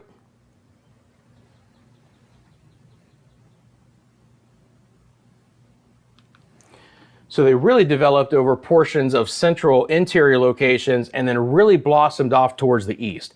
You can see that very active weather there. And again, look what's on the heels of this, all of this energy. Now the storms have waned a bit over the I-10 corridor right now, but then you have all of this still pushing through the north central and the northeast Gulf of Mexico. Again, really just rough storms there. And they're just going to be more numerous, at least for the next couple of hours here, especially along our east coast. And again, right now, up towards Flagler and Beverly Beaches, again, we have a special weather statement. Let me take this loop down to just the last hour. Actually, just make it the last half hour to make it even easier. So you can see again over the last half hour what has happened with those storms. We have this severe thunderstorm warning, and then you can see those storms moving up northeast. And again, it's been nasty. And hopefully those cells will pop on, but again, manageable through Brevard County. Heavy storms, no doubt about it, but manageable here as they've worked their way off towards the east. About 30 to 35 miles an hour. So no severe thunderstorm warnings across Central Florida at this point in time. Bring back on the live radar. Bring myself back on camera and say hi to everyone. Welcome to Central Florida Weather Live on this Saturday afternoon at 5:17. Going to be on at least for a little bit longer. We don't have any severe thunderstorm warnings right now, but if you live along the coast, you might be the ones really tuning in and paying attention because we've had some beefier storms move across Brevard, Volusia, Flagler counties, Indian River County as well. And again, we do have a special weather statement. It continues for the next 25 minutes, and it's these storms right now, basically right over the Cape and Merritt Island and Sharps and the Cocoa area towards Rockledge. Just very heavy storms right now. Again, wouldn't want to be in the coastal waters, wouldn't want to be offshore, wouldn't want to be on the beaches as well. Some lightning out of this. Some of the most intense rain is now beginning to move into places like Indian Harbor Beach and June Park and West Melbourne and just north of these areas. Again, it's going to get rowdy, guys. I-95, can you imagine driving I-95 right now? I mean, you want to talk about it just being kind of an area where it could be a parking lot and or people are not going to be paying enough attention, and we got some issues there. Hopefully that's not going to be the case, but, you know, do we really have faith in that? I would assume the Brevard Zoo is getting hammered as well. Vieira West, and again, just south of Rockledge and Merritt Island. Right there, man, the Brevard Zoo is basically right about there. Can't be fun for them. 404. So there's the 404. Brevard Zoo is right about there. Not fun. Vieira West. Gonna get nasty. I mean, just a really heavy storm. Indian Harbor Beach, Satellite Beach, southern sides of Merritt Island could get raked by that as well. Again, moving off towards the east, around 30 to 35 miles an hour. And you can see how nasty these storms are offshore as well. They're all prompting very large special marine warnings for an hour or two, depending on the actual location. So it's pretty rough there. Special weather statement continues up in Flagler County for Palm Coast and Beverly Beach. This cell has lost some of its intensity. That's great news because there was more than likely some hail near the Pearson, Astor, and just northwest of DeLeon Springs area. Hopefully it rained itself out and the core came down just before Bunnell. And then this cell looks to be behaving right now. But again, had reports already out of Flagler Beach that they might have had some power issues with the first round of storms that came through. Right now, I'm not reporting any lightning out of any of this. That's good news. But again, the rain continues for Beverly Beach towards Palm Coast. So things have behaved a little bit in the last 15 minutes or so. It's going to give me an opportunity here to switch over to the models and take a look at what might be happening in the short term. So give me just 1 minute here to reset things to be able to do that. As a matter of fact, probably the easiest way for me to do that is to go way out here and to zoom back in and then get into our model here. Again, this system can do a lot of different things. So it takes me just a minute here to fire things back up. We'll start with the 5 p.m. and I'll go out all the way. That's fine. Make sure that we've got our model timeline on and not our actual time, and then loop this up. So this is our high resolution model. Why is it showing that? All right, hang on a second. Cooperate, please. Let's see. No. Interesting. That's not, no. It's not behaving. That's supposed to be reflectivity. I can promise you that's not reflectivity. That's like winds. Let me see if it's just this one or if it's the entire system. Might just be the HRRR. Let me go over here. I'm going to the, all right, so I switched over to the 12-hour. It's cooperating. So we'll just do the 12-hour, that's fine. It'll give us an idea of what's going to be happening here anyway. All right, so we're going to let this fire up and we're going to talk about the next round of storms coming in. All right, so again, what I like to do is I go to the here and now and I say, is the model handling things? There's a few more storms up in Flagler, but otherwise it's picked up on what's happening right now in Brevard County. These storms will generally move east and dissipate. The slightest of opportunities, just like yesterday evening, by the way. And I said the same thing yesterday, where inland locations, we could fire up a stronger storm in the afternoon, or excuse me, in the evening hours tonight. And you can see that 9, 10 o'clock. It's going to be very spotty in nature, but it's not a non-zero chance. We had a few of those late last night. Now we start to see the next impulse of energy coming in. Now, again, this is the HRRR model, and I want you to see, and I was looking at this earlier too, how much of a convective complex it keeps offshore, but then basically keeps the central part of the state void. I don't see how this plays out unless the atmosphere is just so raked that it can't produce any other storms, but I haven't seen that. So it's an interesting scenario that even as of the last one, it decided to keep. This is the NAM. We'll take a look at that.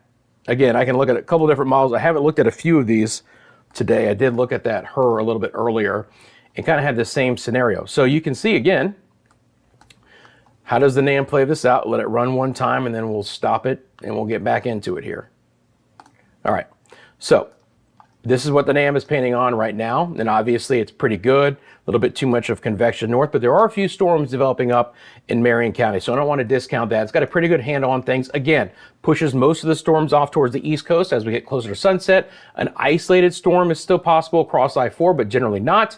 Now, how does it play out this next punch of energy coming through? Well, let's take a look at it together here. This is overnight. You can see the timeline on the top left-hand side of your screen. If we're going to get that morning around, it's going to be starting around daybreak in our northwest areas and then kind of trying to punch through the remainder of the day. It doesn't look to be nearly as impressive as the HRRR, even with the offshore activity here. And then one last little slice tries to go through Jacksonville. You can see that little punch right there. So the bottom line is we're going to have the opportunity for another wave early tomorrow morning in a couple of spots, and maybe some redevelopment again in the afternoon. But this is more of the broader scale synoptic system, large scale that's happening right now, rather than getting the sea breeze to be a big factor in that. So again, you know, a few nasty storms are possible, or at least some stronger storms on that NAM model right around 10 a.m. Again, on the HER model, same time frame here. Loop it up just one more time to about 9 a.m. tomorrow. Actually, let me just go ahead and single frame that. It'll just be easier. There's 9 a.m. Not nearly as much, but a heck of a complex of storms offshore. I'll keep an eye on it for you guys. You know that if I need to be back on, I will certainly be. All right, let's get back over to what's happening right now. Get the live radar out of Melbourne. Let me get back over to the chat. And again, you have a specific part of the chat, let me know. Nice radar app. Will this work in Canada? R-Scope, Radar Omega. I keep my secrets to myself. I'll put, there is a, if you want to check, there's a company called WSV3. Check it out. I have no idea if it'll work in Canada, to answer your question. SHTF 333. Florida, storm chasing adventures. What's going on? Hey, Central Florida Weather Live. I'm a storm spotter for NWS Tampa Bay, Florida, along the West Coast. Awesome. We need to get some of our socials established, but we'd love to interact with you for sure. So we're going to get an email set up, and we're going to get a quick way to do pictures and videos as well. So keep me in mind. Let me jump back on when you see me next time, and when we have an email address, which is something I've been trying to work on, but I've been doing a lot of other things, I'll let you guys know and we can kind of coordinate. But thanks. Where are you out of there, if you don't mind me asking? I'm from Crystal River, which is the only reason why I'm asked. So I know the West Coast very well. NWS Tampa does a great job. Again, Central Florida, our area is covered by 3 different forecast offices: Jacksonville, Tampa, and Melbourne. They all do great work. And again, it's an active weather day here in Central Florida. Let's see. I want to get back on the watches and the warnings. I took those off, and let's see what we got. Still have our special weather statement. And again, if you're in Brevard County, that's just a real bad storm. Sharps and Cape Canaveral and Cocoa and Rockledge and Merritt Island, Satellite Beach, Indian Harbor Beach. Again, all of this moving off towards the east. Going to get into those areas here very quickly. And again, I haven't seen any hail being pumped out of this one. And it doesn't even look like there's a ton of lightning as well. Let me get the lightning data back on there. I don't know why that went away. 41 strikes, so it's picked up a bit in intensity. I mean, this is just a rough storm. Palm Shores, Satellite Beach, we already mentioned the Brevard Zoo and Vieira West. Merritt Island's now covered up. The Rockledge area, Cocoa, Port St. John, the Cape, Kennedy Space Center Visitor Complex. Special weather statement, next 15 minutes. These storms are going to stick around about that time as well. As a matter of fact, let's do a quick manual on this one, just because I think it's going to be going back into an area. And again, I can't do that when it's on, Rusty. Here we go. I just want to zoom out a little bit here, because these are going at about 30 down here. The storms in Brevard County are not moving as fast as the storms in Volusia and Flagler counties. Those were going 35 to 45. These are going more like 25 to 30. So I just wanted to put that on, because there's a pronounced area of heavier rain and lightning strikes. You guys see that?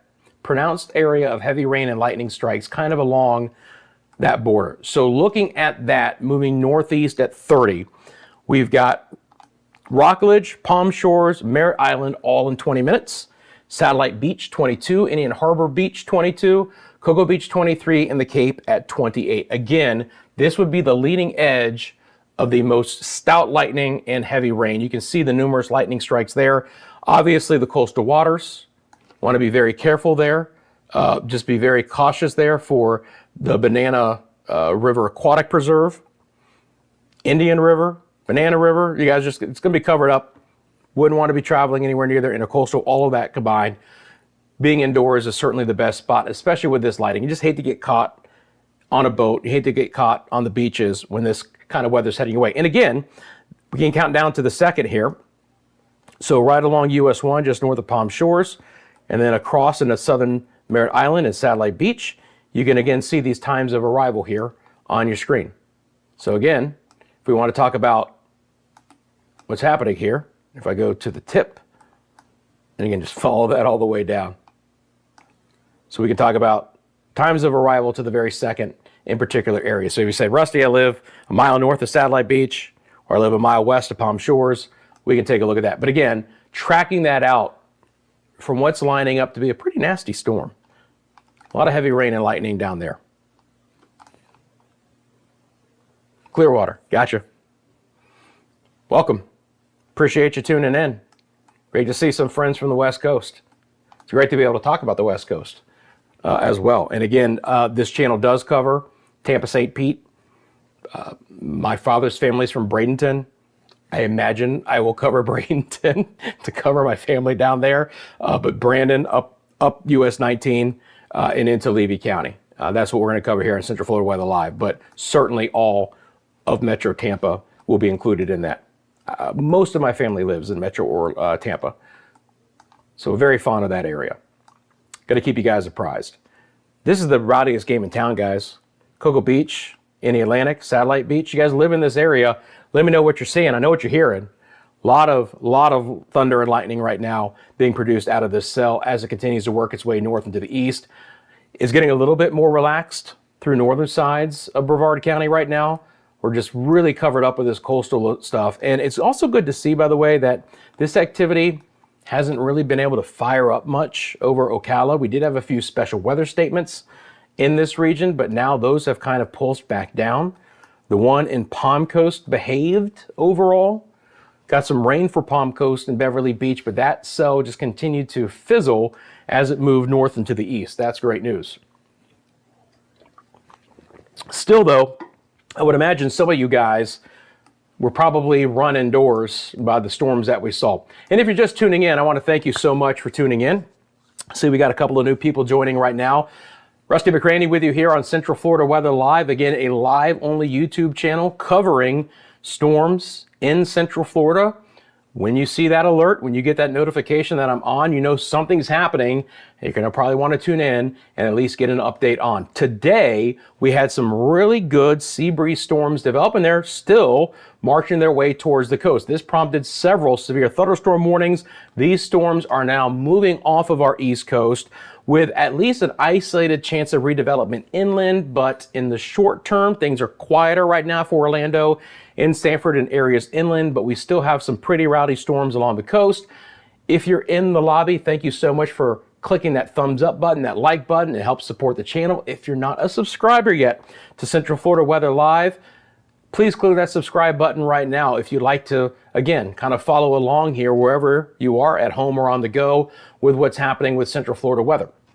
By the way, I will say this. I would suggest, of course, it's going to help me because you're going to know when I'm on, but in all seriousness, I would suggest having the notifications on, because that will then just give you a notification on your phone or on your tablet, your iPad, whatever you're watching, when I'm live. And again, I'm only live when there's something to track and talk about. And right now, that's going to be through portions of Brevard County. We do have a special weather statement now. This was for a much larger area when they first issued it 50 minutes ago, but we're really now talking about the Cape to the south. Cocoa, Rockledge, Merritt Island, Cocoa Beach, on over towards Sharps and Palm Shores and Satellite Beach and Indian Harbor towards Vieira. There's the Melbourne radar site, a little storm over Palm Bay and Malabar right now. If you look on the top hand side of your screen, top center, that's the lightning strike count in this view over the last 15 minutes. So I can obviously graphically see where we have our new lightning strikes, and we can see how many we've gotten. Again, that's a pretty intense core just to the north of the Palm Shores area right now. And again, all of this activity is tracking right now to the north and to the east at around 30 to 35 miles an hour. So again, Vieira West, we talked about the Brevard Zoo there, southern sides of Merritt Island, Cocoa Beach, southern sides of Rockledge could be impacted with this as well. Again, this just a pretty nasty elongated part of this that'll be raking through coastal Brevard County. Hope everyone who is on the nearshore waters has found some shelter. Indian Harbor Beach, and again, we're right here at the void of the radar site. And that's fine. If I need to switch, I will. But so far, I think this has it covered pretty well. Palm Shores and Satellite Beach, all, again, pretty hefty storms in this area. Nice little lightning concentrated. No severe thunderstorm warning, but again, the main threats with this are going to be some winds, as you can see, of 50 miles an hour and some quarter-inch size hail. Not quarter coin size, but just some quarter-inch size hail. Basically, if we're going to get anything, it would be some pea-sized hail. You can see there is our sea breeze that it continues to march its way in. No additional storms down in Osceola County have fired up there. I've seen a few storms in Indian River County and then off towards the south. You can see that right now. There's additional storms as you get down towards Fort Pierce. But again, the combination, and that was a heck of a zoom out, Rusty, the combination of our local sea breeze and a ton of instability in the atmosphere. The panhandle got raked again today. It was bad.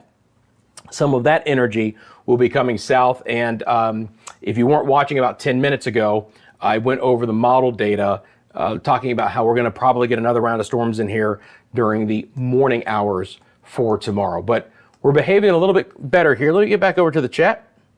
Just say hi again. Do me a favor.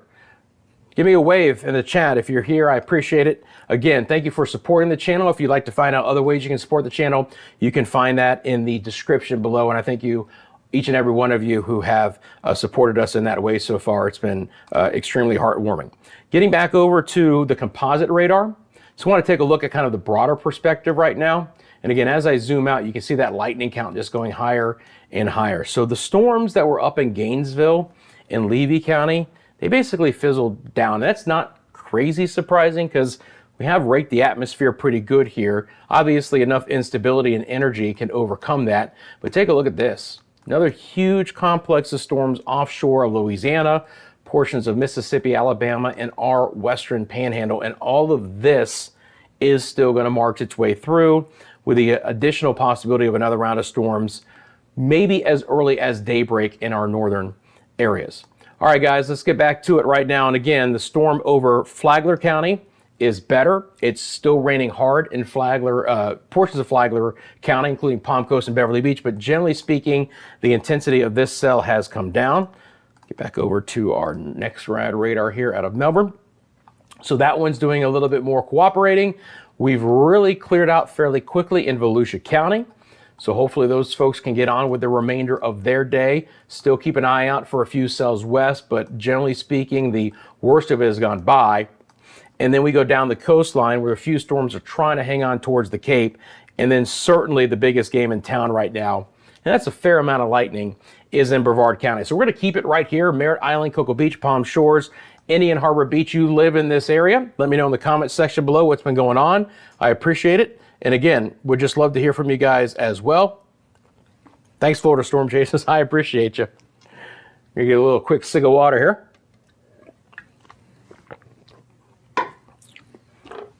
.537 on this Saturday afternoon. We're live here, Central Florida Weather Live on the YouTube channel.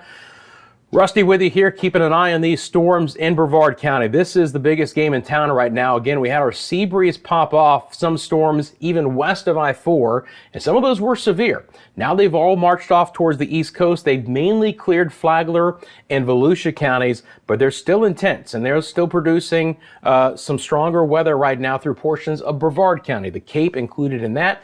Merritt Island, especially the central and the southern sides of Merritt Island. There's our friends in Cocoa and Rockledge.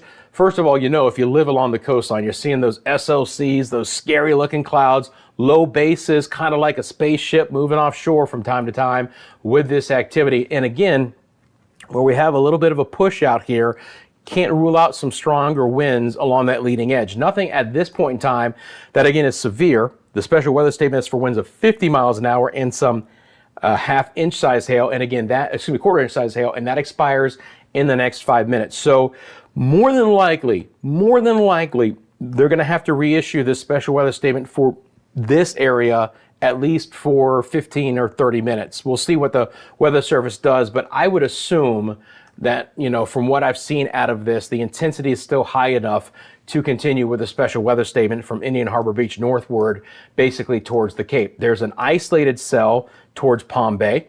And again, if you see that hole in the radar, guys, it's just because that is the actual live radar out of Melbourne. It's not screwing up what I'm looking at. I can switch over to Tampa if I really felt like I had to. Terminal Doppler out of MCO does decent coverage in this area as well, but we're good. Palm Bay, Malabar, an isolated shower there.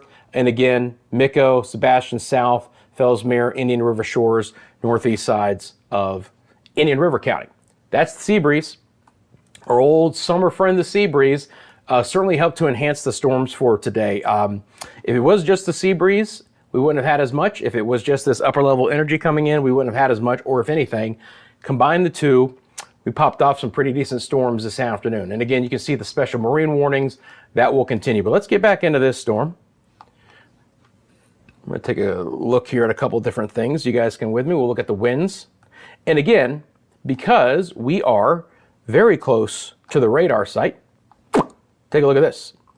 We are shooting less than 1,000 feet up into this storm. You can see that. I don't know why it does meters. I like it. I could probably take that off, but you know.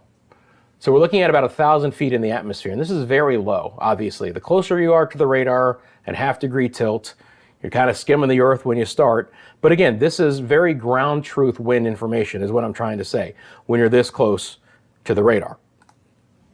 So it should be an extremely good analysis tool. So we're looking at maybe some 25-mile-an-hour winds over Satellite Beach. It's not crazy strong.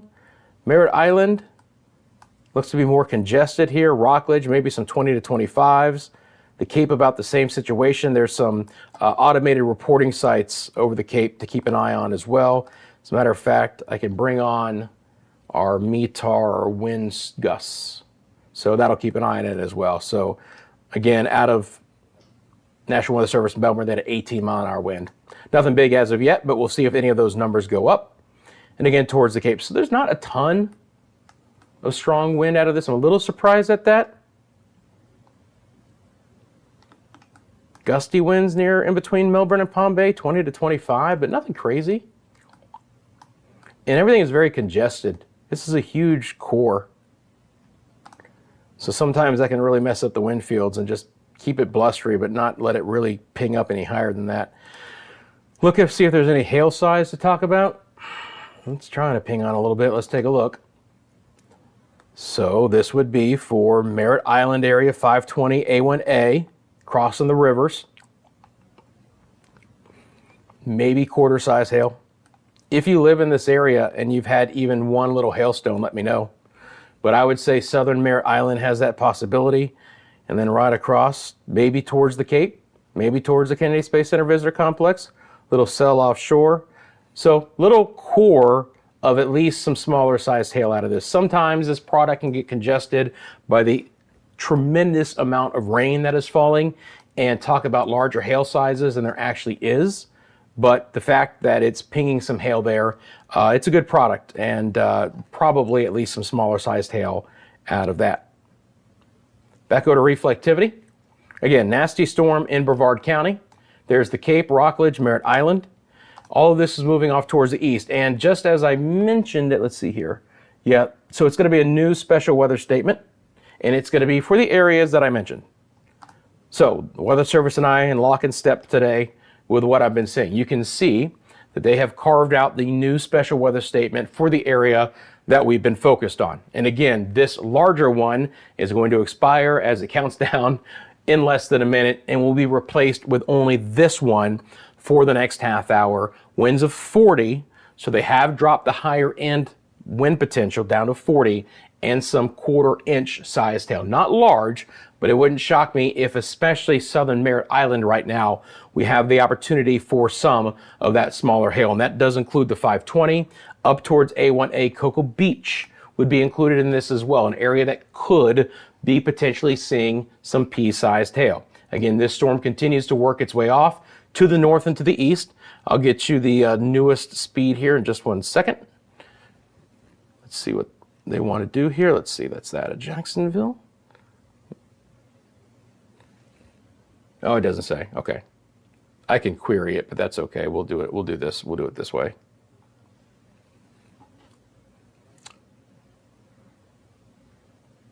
Let's see here. Have they allowed the other one to come back on yet? I guess so.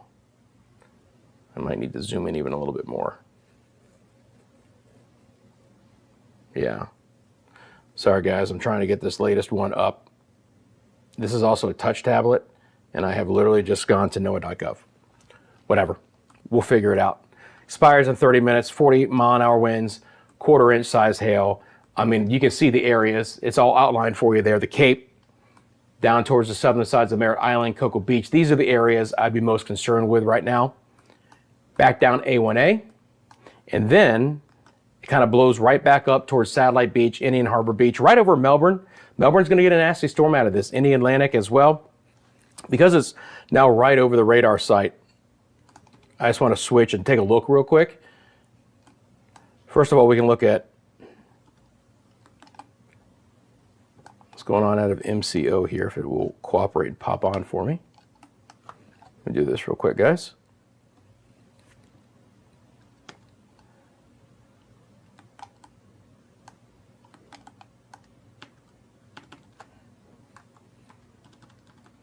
All right, there we go.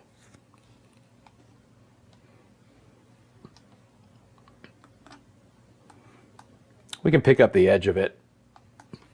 I'd almost rather look out of the terminal Doppler, which is basically for the airport. Tampa's radar is so far away from these storms. We can look at both, but we get an idea there. I just wanted to show that Melbourne is still covered up too. You know, again, it's right over the radar site, but Melbourne down towards Palm Bay. There actually, if you heard me mention Melbourne, in between Melbourne and Palm Bay, it actually is pinging on the potential for some small hail, though. Just a 10% chance, but it's a heavier part of the cell that'll be moving over these areas. So Melbourne Beach, let me get over here so you guys can see it a little bit clearer. Melbourne Beach in about 12 minutes, in the Atlantic in about 12 and a half minutes as well. Again, this cell right in between Palm Bay and Melbourne, a little bit stronger right in the center there, moving off to the north and to the east at around 40 miles an hour. So again, a little heavier cell right over the Melbourne radar site, Satellite Beach, Indian Harbor Beach. If you're just tuning in, this is kind of the cell I've been watching the last half hour or so. It is one of the last games in town as far as it producing any special weather statements or any issues here right along the immediate coastline. Let's go back over to the Melbourne radar. I'm comfortable with what I'm seeing. Nothing that concerns me too much with what's going on there. Just a heavier cell. This will give us still a pretty good look at this storm especially. And again, that one's rowdy. Could be some smaller hail, southern sides of Merritt Island, right over the Cape now. So hopefully our friends at the Kennedy Space Center Visitor Complex and all of those workers out there, and I'm keeping all the workers in mind as well, they're indoors, they're nice and safe. There's a ton of lightning out of this. Again, 74 lightning strikes within this view over just the last 15 minutes. That's some solid work there.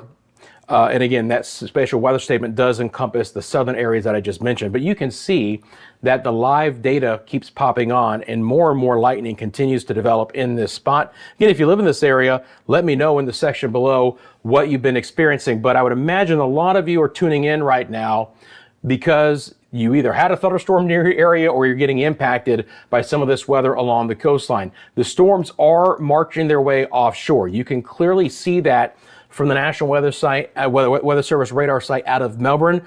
We've had all of the storms that developed inland, even as far west as Lake County, have marched their way across the sea breeze and into the coastal waters of the Atlantic off of our east coast. There's one that's still lagging right now, Cape Canaveral, Satellite Beach. Now, for those of you who are just joining us here on Central Florida Weather Live, a few other showers have popped up in Marion County. Those might try and hold together, but that's not going to be the big show. There's another round of potential storms coming in earlier tomorrow, and I'm going to show you that coming up as well, basically once this last cell pushes offshore. So stick around for that. We'll talk more about the evolution of the next chance for storms and the next chance for me to be on here as we get into our Sunday morning. But while you're here, thank you so much for jumping on. And again, do me a big favor if you wouldn't mind and just click that like button, that thumbs up. It helps support the channel. If you're not a subscriber to Central Florida Weather Live, again, this is a live only channel. I'll only be on when we got to talk about something happening in the here and now here in Central Florida. And make sure you have those notifications on as well if you're a subscriber. Again, that's just one way to know when I'm on live and you can jump on and see what's happening. Again, sometimes maybe it's super important. You got a storm right over the area that you want me to cover, and we can do that. Maybe this storm is away from your area, like Tampa's much quieter today. You jump on, you see things are okay. You jump off, you enjoy the remainder of your day. Other big thing about this channel is the interaction. And I know I've mentioned it many times before, but I want to interact with you. If you have a specific question about the forecast, all you got to do is drop it in the comment section. We can chat. And again, if you want to give me an update of what's happening in your area, love those live updates as well. Quick sip of water. Should I be showing the Gator Cup? I probably shouldn't be showing the Gator Cup, should I? I love everyone. I love everyone, but go Gators. All right, so here you go. We've got the storms over the Cape right now, portions of Brevard County. I know I'm going to hear it. On over towards Bear Island. Again, this is a special weather statement. This is basically one rung below a severe thunderstorm. So this storm is not producing severe thunderstorm wind gusts or hail to an inch in size, but it is producing some winds of 40 miles an hour and some quarter-inch sized hail. The Cape really is covered up right now. That's a pretty nasty cell over the Cape. All of the visitors, all of the workers are hopefully indoors, letting this storm pass on by. It's pretty raucous at that point in time. It's beginning to get a little bit better in the southern sides of Mare Island. There's still a ton of lightning over Cocoa Beach, and then you see what happens when these storms move offshore and they get back into less friction. Boy, the lightning can sometimes really pick up in these. It can be really energized storms just offshore. Again, special marine warnings are in effect, and I really hope everyone is off of the Indian River, the Banana River, and the coastal waters there in Brevard County. Heavier storm continues for Palm Shores and Satellite Beach, Indian Harbor Beach. 13 lightning strikes there. Again, it's a little rougher to see because literally, this storm is right over the Melbourne radar. I just looked at it from the terminal Doppler out of MCO. It looked just fine. Meaning I don't have any concerns with it, so we can go with this. Melbourne Beach, Palm Bay. Again, that little cell right there, basically right in between, right there, it might be producing some tiny hail. So Melbourne Beach might want to be on the watch. It's a very low chance. My radar is not showing an icon that would be producing hail, but that's just been one more intense area. And again, basically, the whole radar is filled in right here on over towards Gin Park. We mentioned Vieira West. We've mentioned the Brevard Zoo has had some storms. Little Cell has redeveloped across I-95 there towards Cocoa and Rockledge. Generally speaking, these are all going to try and move east. All right, that's been the general movement today. Things are quieter right now through far northern Brevard County, certainly quieter in Volusia and Flagler counties, and for Metro Orlando. We're good to go at this point in time. Atmosphere is pretty raked now, but the vast majority of us will see the chance for storms tomorrow because we have a lot of upper level instability coming back in. West Coast is good to go right now. Levy, Citrus, Hernando, Pasco, Hillsborough, Pinellas, Manatee counties, we're just fine. Polk County looking great. Osceola County, the storms are moving out. Again, very clear depiction of that sea breeze, which again is our big initiator of these summer-like type storms. If the wet season is getting cranked up as we speak, it's right about the normal time. It's mid to late May, almost all year. Sometimes it can occur right at the beginning of May. Sometimes it doesn't occur until late June. And those are the horrible wildfire years here in Central Florida. We want to get the sea breeze active a little bit earlier because we don't want to have the wildfire threat we can get if we don't get more rain between now and late June. And of course, then when the sea breeze does fire up, lightning is a problem because everything is so dry. The worst wildfire year I have experienced since moving back to Central Florida in 2013. I can't remember the year, but you guys probably remember it with me, that we basically didn't get a drop of rain until the very end of June, and there were just brush fires galore. Brush fires galore.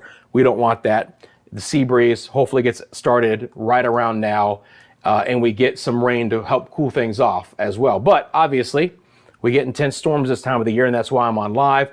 But again, it's always one of those things like, okay, you want the dry weather and it's better to be outdoors, but if it gets too late into June and we haven't had a lot of rain, it can really cause some big time problems with the fire. So we want to avoid that as well. It's certainly a give and take with our want to be outdoors and enjoy beautiful weather and what Mother Nature needs to bring us here. And that certainly is a little bit more rain. So again, we have our special weather statement for the next 20 minutes. Still seeing a tense part of that cell over Palm Shores, Satellite Beach, Indian Harbor Beach. It does look like the winds are cooperating here. Let me just make sure that I've got those METARs on. I do. So again, if the Melbourne radar were to have had a strong wind gust in the last hour, they would have reported it there, and they could do special reports as well. There's a couple of also sites around the Cape I'll be monitoring there. Cocoa Beach, again, a lot of lightning, but overall these are stronger storms. They're not severe in nature, although I did mention earlier that when we go back over to hail size, that southern Merritt Island, there was an opportunity. We'll see if this newest one pops on any hail. Doesn't look like it. So hopefully, again, we've lost any potential for hail southern Merritt Island towards Cocoa Beach, maybe even to the southern side of the Cape. That was one area. You can see, again, all of that lightning right there. It all kind of goes together. You typically have some of the largest hail near the core of lightning. You certainly have the opportunity in the environment we see in Florida that if there is rotation and spin, we can sometimes see that when we get a burst of lightning, especially on the southwest side of some of these cells when they're out by themselves. But this is one huge complex of bad weather right now that extends as far south as Palm Bay and again on over towards Sebastian. But relatively speaking right now in Central Florida, things are beginning to quiet. I can tell you that if you're tuning in. First of all, I appreciate you guys so much. Thanks for joining me live here as we come towards 6 o'clock on this Saturday afternoon. My name is Rusty McCranie, and I appreciate you for joining us. Again, if you've been following, thank you so much for doing that. We've been watching these storms now for a while. I think I've been on for about 2 hours now. They developed in our central areas, even as far west as Lake County. They marched their way across I-4, and now they're moving off towards the east. We are still watching this cell in portions of Brevard County. Not a severe thunderstorm warning, but a special weather statement. It basically, from the Weather Service, lets everyone know, look, this is still an intense storm. It's not producing severe thunderstorm criteria winds or hail size, but this is still a rowdy storm that you need to pay very close attention to. It's impacting places like Cape Canaveral, back towards the southern sides of Merritt Island, over the Indian and Banana Rivers, back towards Cocoa and Rockledge. That is another cell that is just kind of redeveloped here. This was kind of separated from that main bulk of the storm, but a redevelopment towards Cocoa and Rockledge. And then we follow this special weather statement down into places like Satellite Beach, Indian Harbor Beach, in the Melbourne area, just right around June Park there. Palm Bay is just to the south, although you had some decent rain move through your area. Same thing for our friends in Malabar. Again, places like Vieira would be impacted by this. The zoo hopefully is starting to see some of that lighter rain move in rather than the most intense part. But you can also see the lightning. If you look in the top center of your screen, that's the lightning over the last 15 minutes here. And these are pretty decent storms. They've certainly produced a fair amount of lightning. Notice that as I get up towards Cocoa Beach, this lightning count comes up. We've really had the core of that storm, Cocoa Beach, the Cape, KFC, Visitors Complex, workers there. I hope they're indoors and safe. Then moving offshore, and boy, that's a ton of lightning offshore. And as you would imagine, friends, there are special marine warnings, and this thing is huge. Look at this special marine warning. Basically, what we're saying is don't get out in the boat for the rest of the afternoon hours, especially Brevard County south. I mean, look how covered up things are there. But back to what's happening here close to home. And again, if you live in this area, drop it in the comments section. Let me know how you guys are doing. Shane says, great stream. Thank you for all you do. See you next time. Thanks for tuning in, Shane. I appreciate it, and I will see you next time as well. For those of you who are still watching, thanks for hanging on with me. We're going to follow this storm that's still in Brevard County. It's intense enough that I want to stay on because there are more folks, and I'm watching live, more folks coming in, and you would assume that you're coming on for two reasons. Either you got the notification on your phone and you want to check in and you want to say hi because you missed me, or you want to just jump in and see what's happening, or this storm is over your area and you want that live information. So that's what I'm going to continue to do. It should be out of Brevard County in around the next 15 minutes. I think the Weather Service did a good job of the timeline here as this storm moves over the Cape. And again, basically across portions of US 1 and A1A. There's Cocoa, there's Rockledge there across US 1. Then we follow all this back down. Satellite Beach, Indian Harbor Beach. There is some lightning right now there. Again, I hope you're indoors. Palm Shores, and of course, Melbourne is included in it.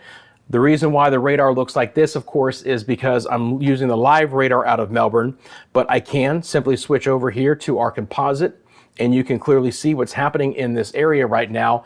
And it's a pretty nasty cell over the Melbourne area. Again, there's the Melbourne radar for reference, and we are showing a more intense cell that is going to be moving back over Satellite and Indian Harbor beaches, like I just mentioned. And really, even though it says it's about 11 minutes, it's virtually there right now. This cell is going east at 36. It is producing the potential for some small hail. But again, it wouldn't surprise me if this is just a good storm with lightning, at most some pea-sized hail. But again, Satellite Beach, Indian Harbor Beach, in the Atlantic, there's Melbourne, Palm Bay, down towards Malabar. So again, just looking at the composite radar, rather than the live radar out of Melbourne, we can fill in this spot where we're void there.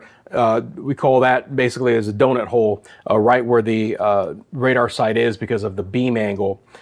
Even if it's shooting at about a ½ degree, we still have this void right by the radar. So we can fill that in with the Tampa radar, the Jacksonville radar. That's the composite that you're seeing. So just wanted to show you that in that area. And again, it's a solid storm, and that's why that special weather statement includes all of this area as well. So again, moving off northeast at around 30 miles an hour. I'll get back over to the Melbourne radar, bring that up to you live here, because again, it still has a nice clear shot of what's happening just north of there. And again, all this moving off towards the east. I'll put that into motion over the last half hour, and you can see how all of that activity continues to move offshore. But again, coastal Brevard County, it's a pretty rough situation. Generally speaking, to the west of I-95, we're good right now. I don't, at this point in time, see any additional storms. Notice that our sea breeze is now well off to the south and to the west. I haven't seen a lot of activity trying to get going there in Osceola County. We've had a few storms flare up here, south of Indian River County there, or actually in Indian River County, I apologize, towards Indian River shores, and even some nastier weather back down towards the Port St. Lucie, Fort Pierce area. North of here, it was certainly more raucous a little bit earlier in the afternoon. Again, we're looking at the Melbourne site, so we're not seeing everything up here, but you can see those storms move through. And again, just over the last half hour, nothing has really materialized. Even up towards Bellevue and Marion County, the storm's trying to get going there, not really in a big environment or a big hurry to do so. I think we're going to have to probably wait till overnight to see the next round of storms with any intensity punch in. Now, just like last night, we had a few storms develop around Metro Orlando around and just after sunset. That is an opportunity again. We may not be completely dry in the metro. So for anyone going to the attractions tonight, again, just, keep an eye out on things, right? Just make sure that you're aware, because again, a storm could crop up in the metro. It's a low chance, but it's also not zero. And if you stick around here, once this storm moves offshore, I'll show you some of the models over the next 12 to 24 hours and how some of this activity that's still to move in is going to play out. But again, potential development later this evening back over portions of I-4. Cape is covered up right now, guys. A lot of lightning, 73 strikes here in just the last 15 minutes. You can see a lot of that is moving offshore. As far as that cell over Cocoa and Rockledge, notice there's no lightning here. So again, you would expect that. The atmosphere is raked. The intensity is down a little bit. Does this say 9? It does say 9. So there's a little bit of lightning out of this. Sorry, I said 0. But a few. Certainly not as concentrated as this beefier storm here off towards the east. I do not believe the Weather Service would keep a special weather statement for this particular cell. But again, some heavy rain crossing A1A, crossing 520, Cocoa, Rockledge, Port St. John areas to the north, places like that. This is still an intense cell over Satellite Beach, Indian Harbor Beach. Again, I'm going to go back over here. We'll take a look at the winds real fast, just to make sure I don't see anything crazy. The winds that are red are moving away from the radar site, so they are pushing north and east. And we see that they're all straight line. Nothing is getting squirrely in any of that. It was not expected, but it's good to see it as well. I queried these winds not that long ago, and they really weren't that strong. I don't think the winds are the big factor here. I think it's just a solid storm. 40-mile-an-hour winds from the National Weather Service. Again, that would be highest end, even when I've been looking at this 30. But from time to time, and I still have, let's see, I'll put on the wind gusts again. Notice the Melbourne radar, at least for a brief time, popped on an 18-mile-an-hour wind. But that was it. So as that storm moved through Melbourne, 18. Now, I'm sure that there were some gusts higher than that. I'm sure maybe your neighborhood experienced it, but from the Weather Service office there, just a 18-mile-an-hour wind, so no big deal. Gonna take a look at a couple of things here real quick. Again, just making sure that there's no hail within this core while we have a minute. If you see, do you see there's just a little bit of pink here? That's like the lowest hail signature. It's not even worth looking at. Earlier, we had this here. Now, what's interesting is, and I believe I can do it, is I believe I can loop that data over the last half hour. We'll see. Yeah, okay, so here we go. So if we go off of the Melbourne radar, you can see the potential hail that might have moved through KSC. So again, if you're watching from that area, or maybe you were visiting or you're a worker at KSC, let me know if you saw any hail. Again, it doesn't necessarily mean there was, but there was a little pulse up right there. And you notice all the lightning that went along with it as well. Look at all that lightning that went along with it. It was a beefy storm. I hope everyone at KSC VC got in and is safe. I hope all the workers did as well. Love that area. Love that area. Love to take my kids there. The rocket launches. Got to experience the first Falcon Heavy from the media complex all time. Big fan of what they're doing out there, both private and public. Looking forward to all the different launches as well. Love to keep those guys up to date. And of course, look, there's a lot of bloggers. There's a lot of content creators on YouTube who are out there. And I hope they know about the channel, because I want to keep those folks informed as well, because they do some fantastic work covering our Space Coast and our rocket launches. I'm a big fan of many of them, and their coverage is phenomenal, to be quite honest. And so I hope everyone's safe. I know we had more satellites last night, right, from a Falcon 9. I don't think anything was scheduled for today. I do have the app on my phone, so I'm not just talking out my you-know-what, but I hadn't looked in a while. Yeah.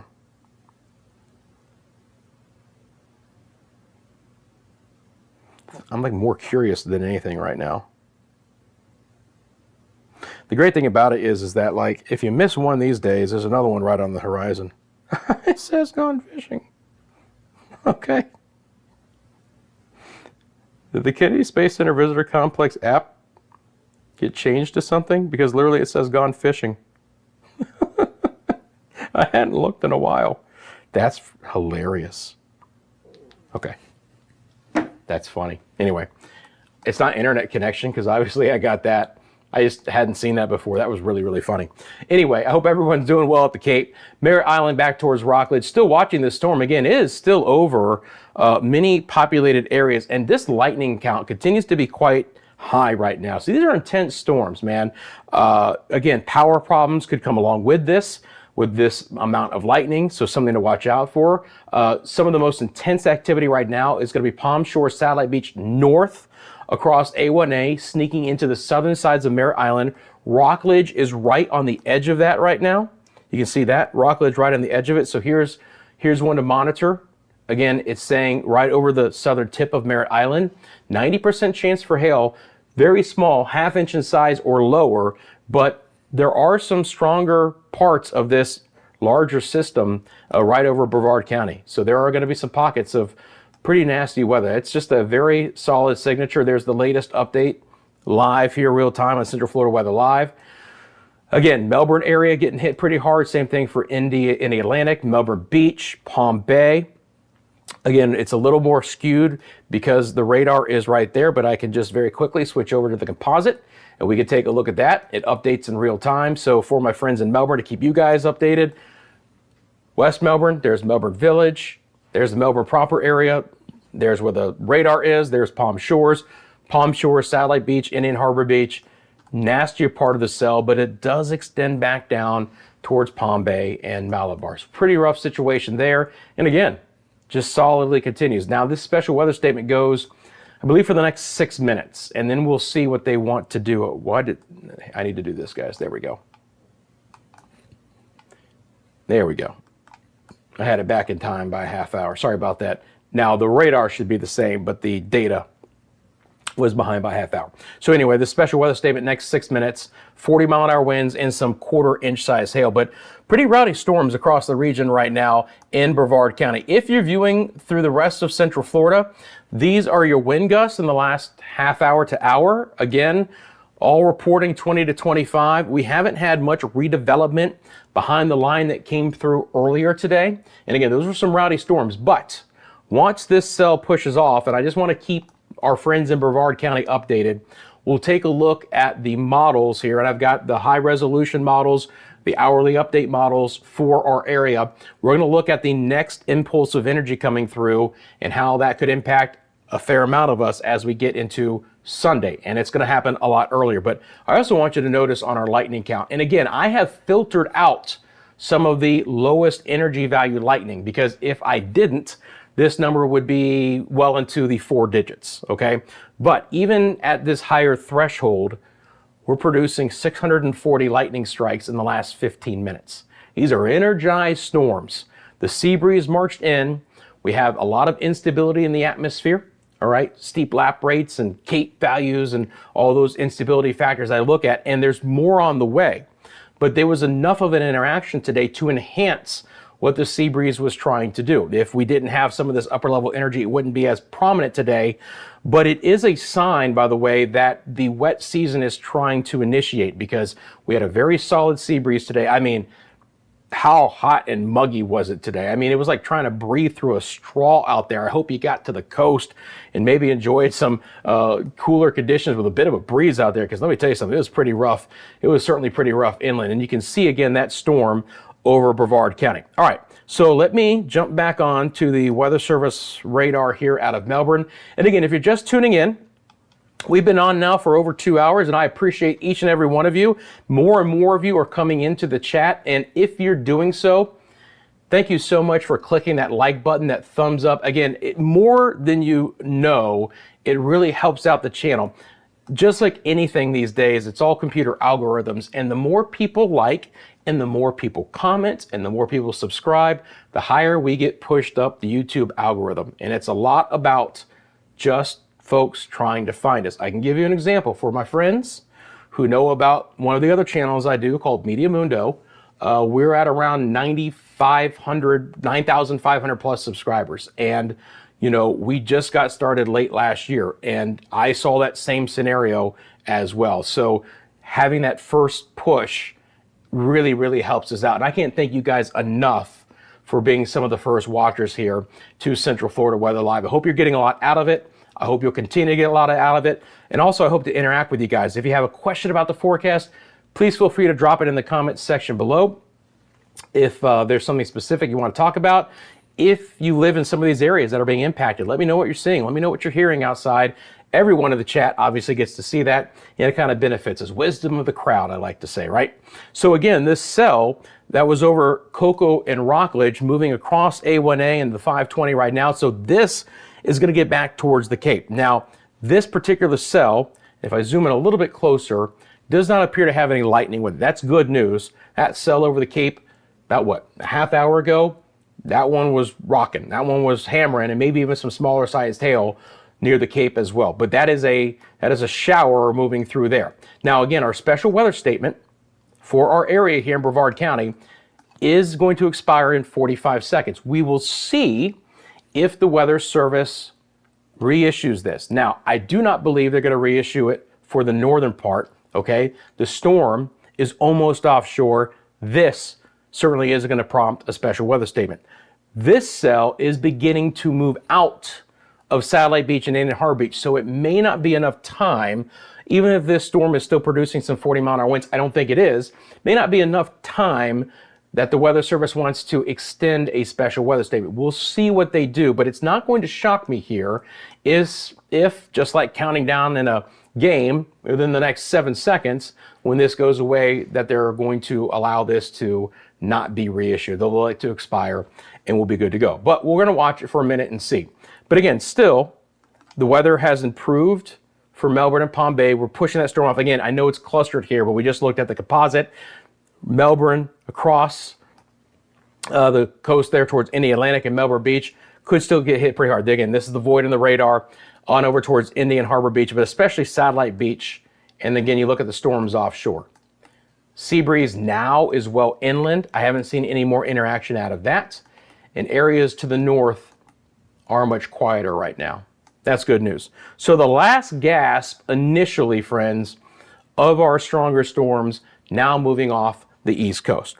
So let's set the scenario here in a broad perspective, okay? Again, this is all live data coming to you here. I'm gonna take myself off camera only because I want you to see what's happening off the East. By the way, isn't this great? Hi, bye, hi, bye. Trust me, I joke that this is what most people wanna see, and that's not me. So, but at least when I need to show you something and I'm covering it, I can take myself off camera. I don't have to step off. I love that. It's a fantastic thing too. I just love the technology that we've been able to build here. And again, if you've been tuning in, this is kind of version 1.0, but I think it's a very robust version 1.0. So you see that there are 715 lightning strikes within this view over the last 15 minutes, but virtually all of them are now offshore. And that's why we have that special marine warning. So again, at this point in time, as we head towards 6:15, we're looking a lot better. Now we need to talk about what happens with the evolution of the next storms. So there's a few things I want to do. The first thing is, let's get over to our composite radar, okay? And I'm going to take off just all of the watches and warnings for now. And then I'm going to have this loop over the past 6 hours. I'm going to bring on the timeline again. You'll see that. So I just want to show you kind of the broad perspective here. And if you give it a second, the radar will pick up and start to loop as well. A lot of information coming here. But so we can see how things have played out. Take a look. You can see the storms now moving off the coast. But just like yesterday, look at all this energy in the north central Gulf of Mexico that still needs to come through, okay? So we still have the opportunity for another round of storms. The Panhandle got raked again. Those storms, though, did cooperate, and they died down as they got just to the east of Tallahassee. There were a few storms along the Big Bend. We saw a couple develop over Gainesville and Marion County. That's why I was really watching behind the sea breeze initiation, but those have quieted back down.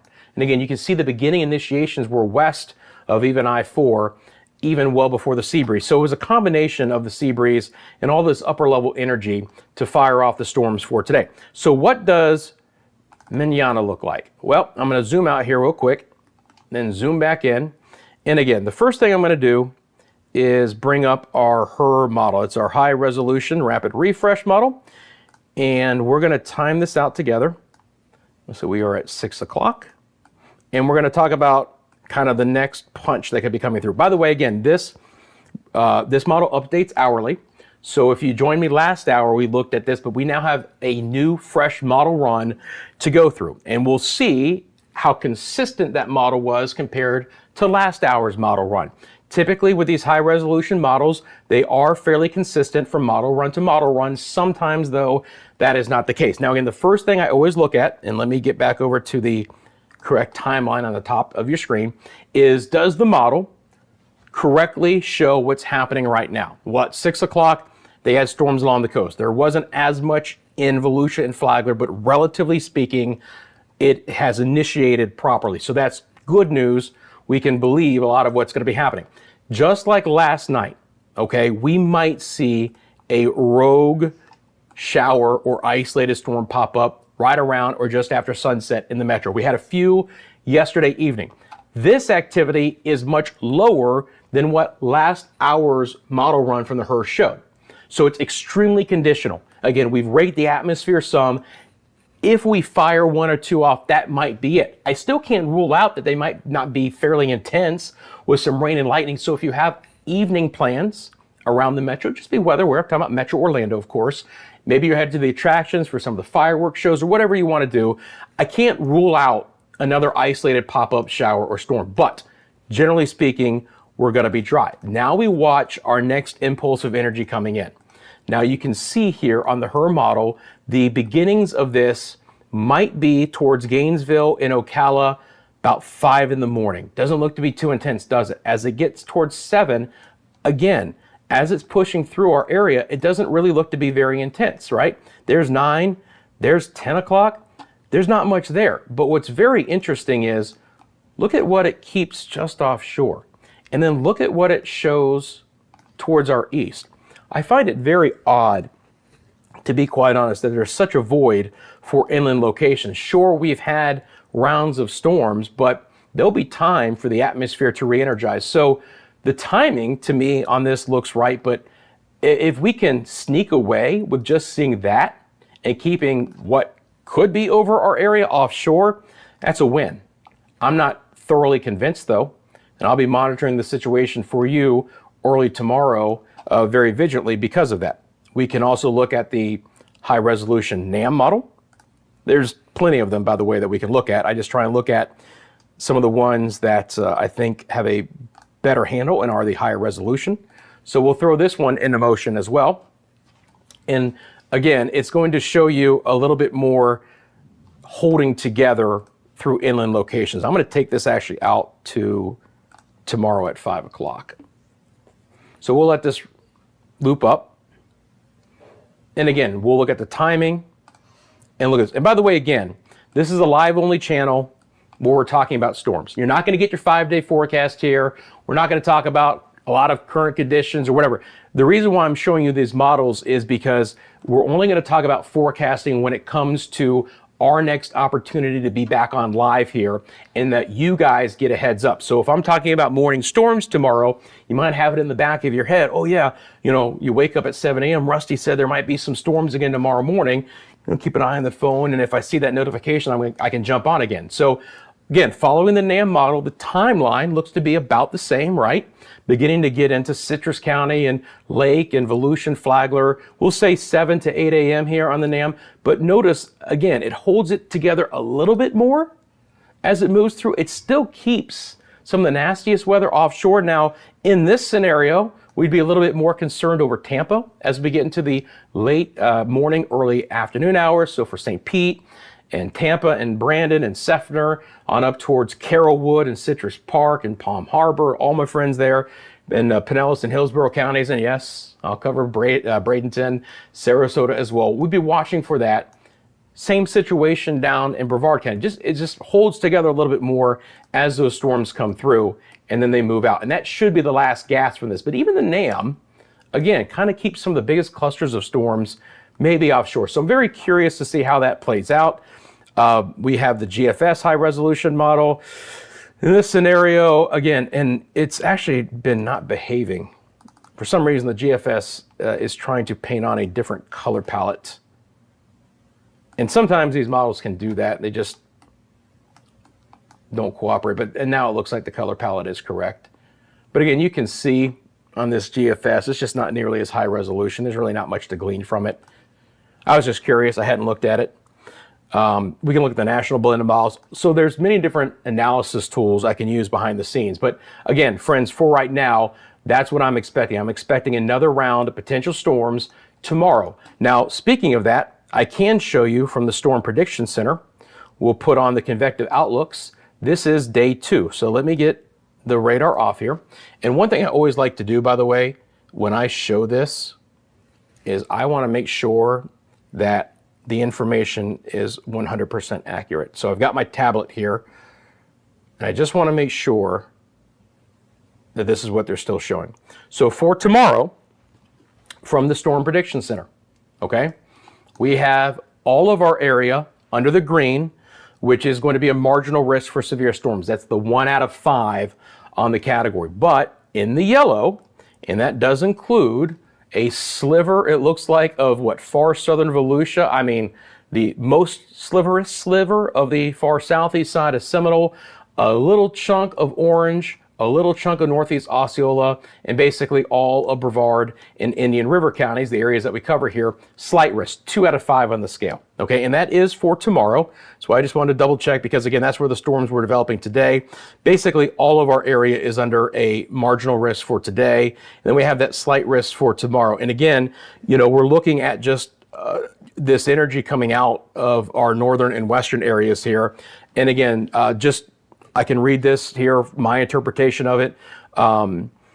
Strong heating with the East Coast storms again marching in with the sea breeze tomorrow afternoon. So the sea breeze is another player for tomorrow. Should provide sufficient shear to produce some supercells. I talked about the colder air aloft. Again, when you have that instability, when you have that energy, you can sometimes get what's called steep lap rates, meaning that the air at the lower levels of the atmosphere gets colder quicker as you go with height, and that's more instability, allowing these storms to continue to develop and lift in the atmosphere and support a threat for some larger hail. So the main threat and why they have a 2 out of 5 here for tomorrow would be the hail size potential. So again, that's something to monitor. So again, the reason why I'm showing you this is because the models I just showed you didn't really have what would be strong to severe storms marching through, although they did on both coastlines. But the Storm Prediction Center kind of is not buying that either and says, look, we really do need to pay attention to the storms that move through tomorrow. So I'll certainly be doing that for you as well. All right, friends, let's get back over to the radar here real quickly. Let me check the chat again real quick. Thank you again so much for tuning in. We're going to wrap up our coverage here because, again, we are all quiet right now. Our storms have moved offshore. It's going to be nasty along the coastline and other areas offshore for the next hour or two. But right now, through the heart of Central Florida, we are high and dry. Again, an isolated shower is possible in the metro later tonight, but generally speaking, it's going to be dry until we see these storms try and march in right around daybreak in our northern areas tomorrow. Something to monitor how that plays out. Again, thank you so much for tuning in. Please subscribe, have the notifications on, so if those storms do get going tomorrow morning and there's an opportunity or a need for me to jump on and cover those live, I will. Again, remember, you can follow us throughout Central Florida. You have your phone, you have your tablet, you've got your TV on the YouTube app. Obviously, you know where we are. Thank you for sharing this page with your family and friends and liking the video by clicking that thumbs up on your way out. Friends, have a great rest of your Saturday again, if need be. I'll see you tomorrow.